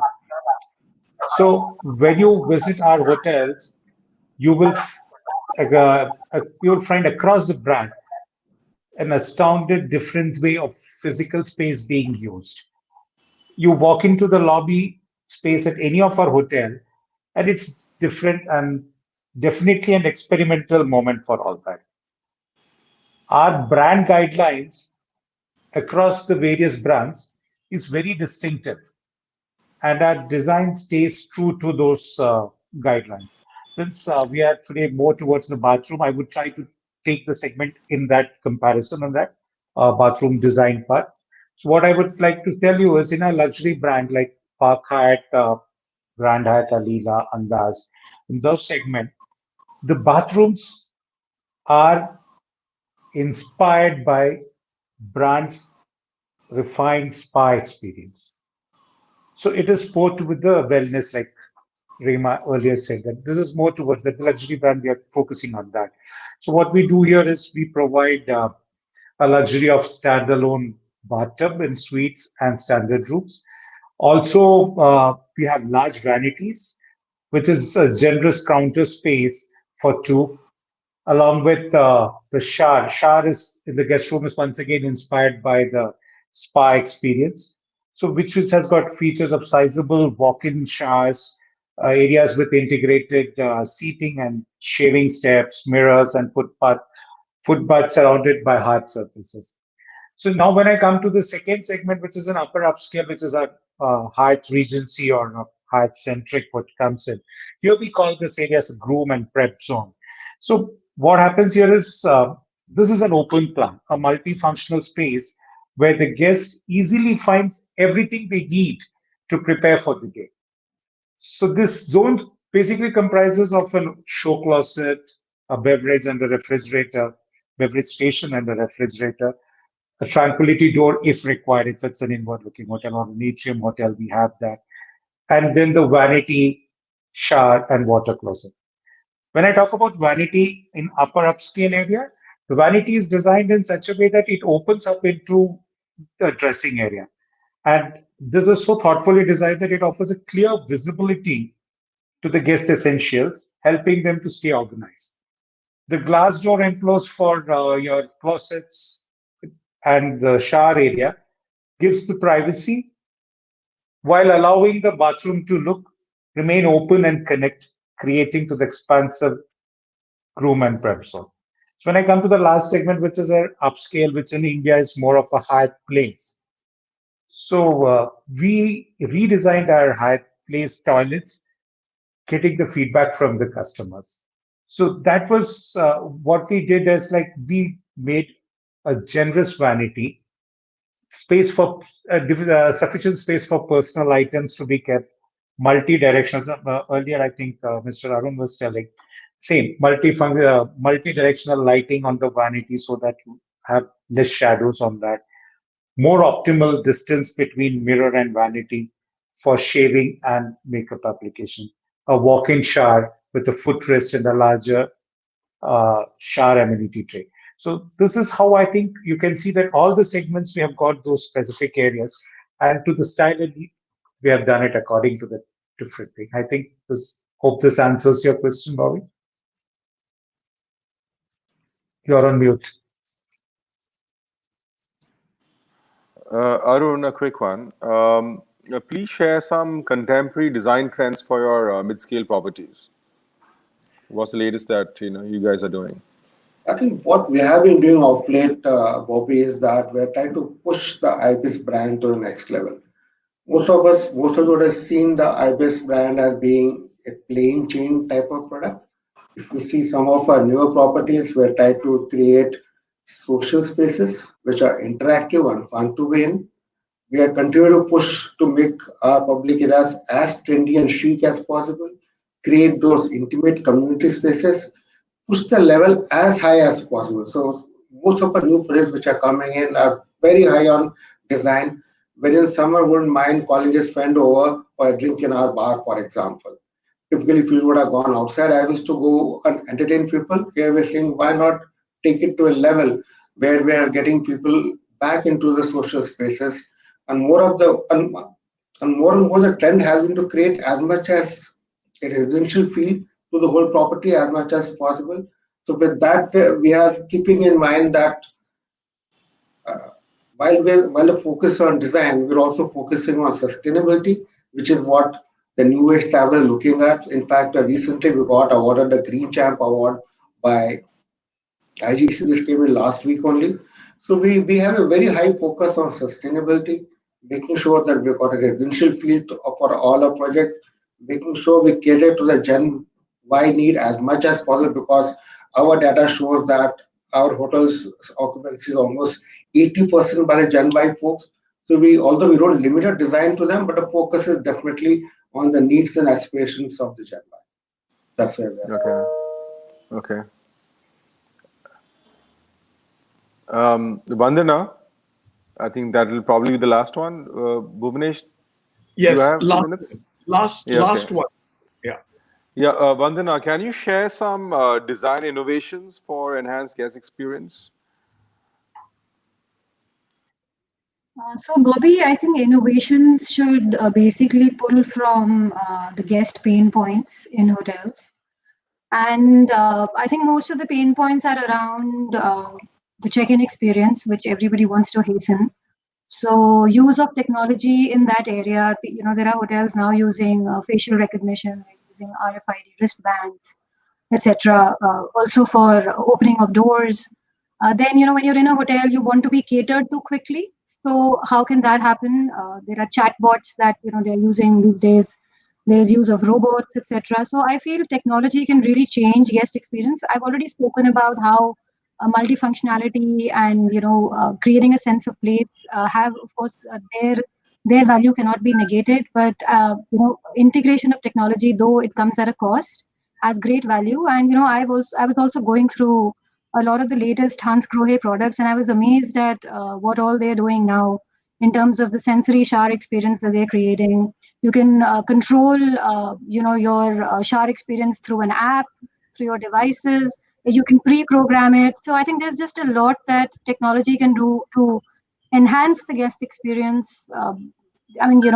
Really, you can have digital concierge. You can have a virtual reality experience before you check into a hotel, and you can maybe pre-select a room. You can walk through a room. So yes, there's a lot that one can do through technology besides just looking at spatial layouts or a design intervention through materials. Okay. Bhuvanesh, over to you now. I think All we're right. running out of time. There were questions to take, but I think we're overshot, and I also need to summarize the show. So let me start so we can duck the questions here because it's been an interesting session. Wish I could extend this by another 15 minutes. Uh, don't go away, any one of you. Start with Rima. We're summarizing what you said. You may want to unmute. Earlier, dominance of design was focused on demography of the guest. Now, hotel designs have evolved as per the psychography of the guest. Think differently and act differently. Bathrooms have emerged as one of the selling point of the guest room, and bathroom is an integral part of it. Design them more like an influential chamber, make them more fabulous and functional. We have to blur the boundaries to make it more alluring and recreating the experience. Technology helps to be more sustainable and eco-friendly, give more experience to guests to banish fatigue without using too much or more water. Does that sum you up well? Yes, thank you very much. That was a good summary. Thank you, Rima. Thanks. Thanks. And thank you for having me for the panel. You're not going anywhere yet. Just stay here with us. Yeah. We want to have more of your time. Okay. So, Vandana, I'm a follower of design than trends, but trends drive a lot of what we see today. Guests want to be engaged more than what hotels offer today. The way we design today is changing as per what guests want. Key to design is multifunctionality and creating diversity. Bathroom fixtures are becoming a point of celebration. Shower experience is as important as sleep experiences. There's a lot of intelligence in what was done in earlier times, and it has become a part of our tradition. If we go down to study core of the Indian design, we will be able to innovate and create unique identities in hotel projects, keeping the looks of the space very contemporary.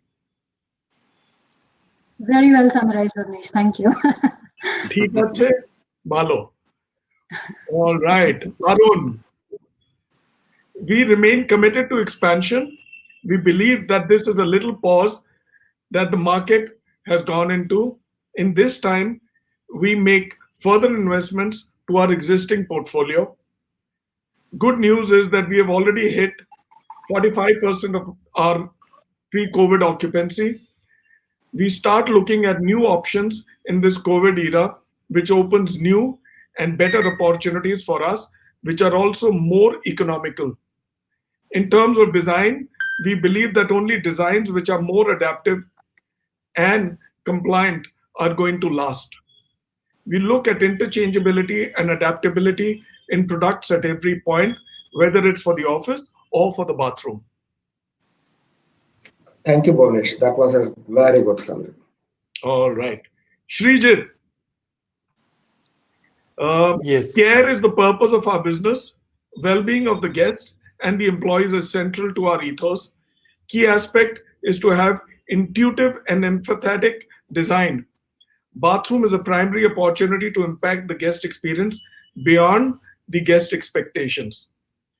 We try to bring in a relationship between the bathroom and the bedroom so that they are officially connected, keeping in mind privacy of the guest, which is at its core. It makes the room feel more expansive, unique, and adds to the functionality of the space. Does that work? Right. All right. I shall now Yes, come sir. to James. We bring more product innovations for good guest experience in a limited space. We focus that we have more utility out of the minimal design, whether a big bathroom or a small one. The design of the product is very important.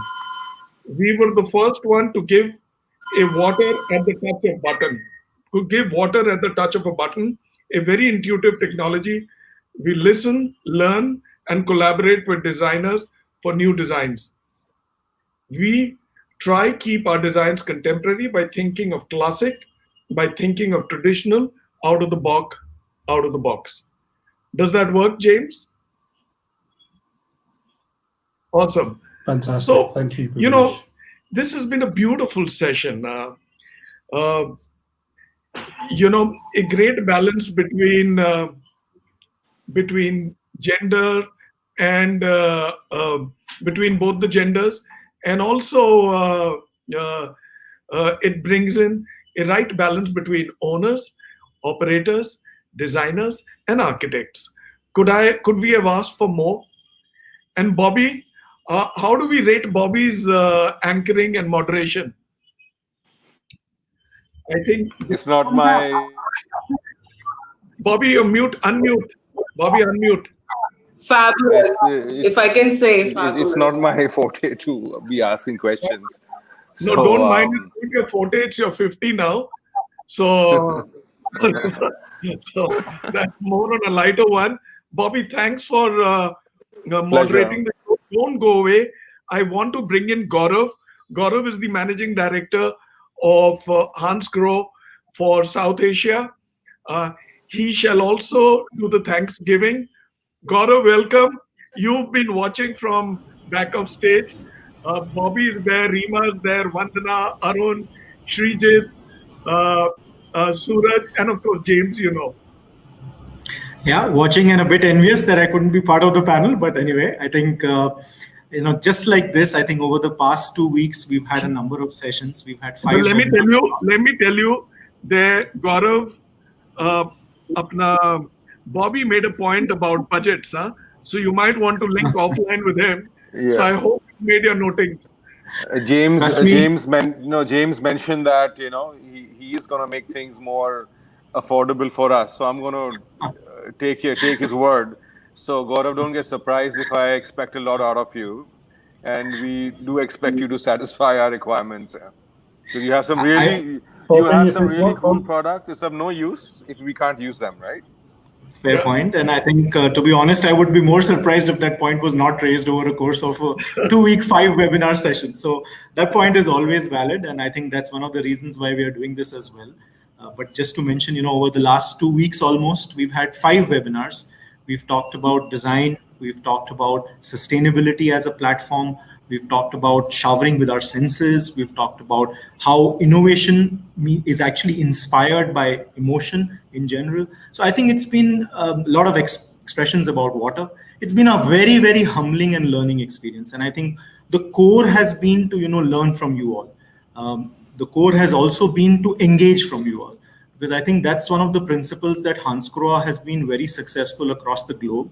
And I would be more than honest and happy to say that we are initiating these steps within the hospitality industry as far as Hans Grohe India is concerned now. So we hope that these kind of sessions will get us closer to you, and in general we hope to be more engaged with the industry going ahead.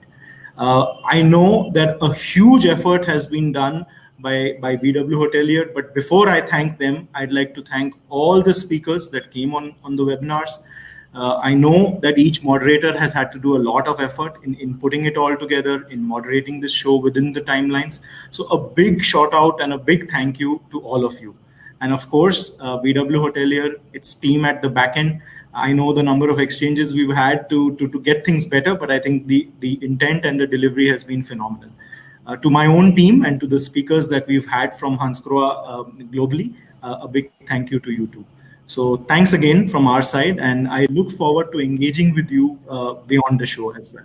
Really appreciate that. Thank you, Gaurav. It's, ladies and gentlemen, it's been a wonderful series to host, and delighted we were able to partner with Hans Grohe. We had people coming from all over the world, the best designers from all over India, South Asia. Could I have asked for more? No. Honestly, it always reinforces my faith in God. God has been kind, and it all ordains well. I mean, he keeps us on the right track, and he's done a phenomenal job. And Gaurav, it's been wonderful interacting with you and the entire Hans Grohe team. I won't want to keep the session longer, but just 2 minutes. Do watch the thank you video, right? All right, bring it on, Pranav.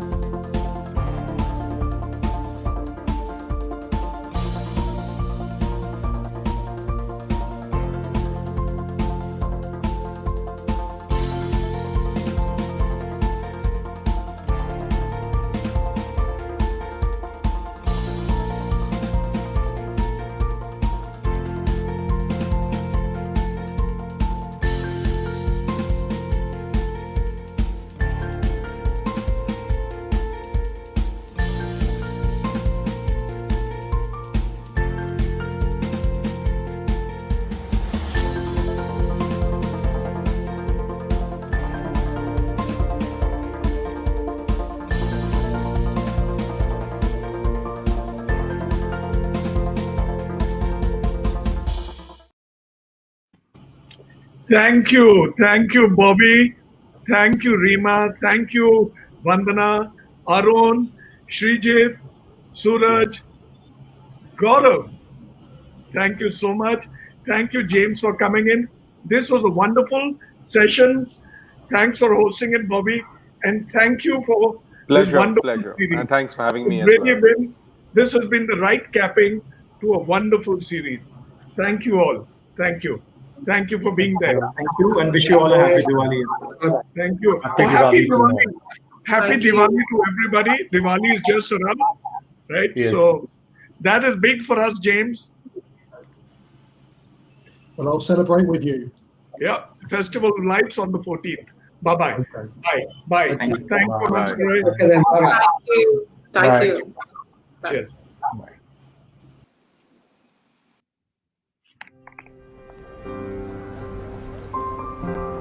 As our lives become ever more restless, maybe it's time to ask ourselves, which moments in life are the most beautiful? At Hansgrohe, we believe it's the moments with water.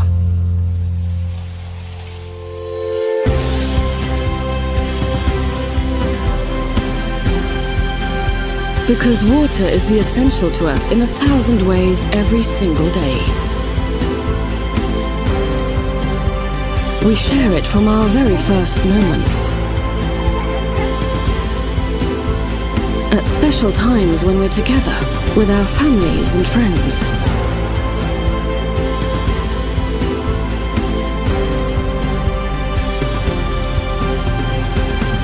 With the ones we love.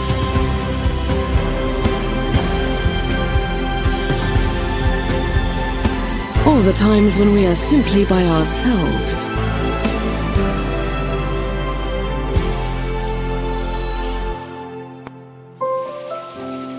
That's why we do everything we can to make your moments with water as unique and precious as possible.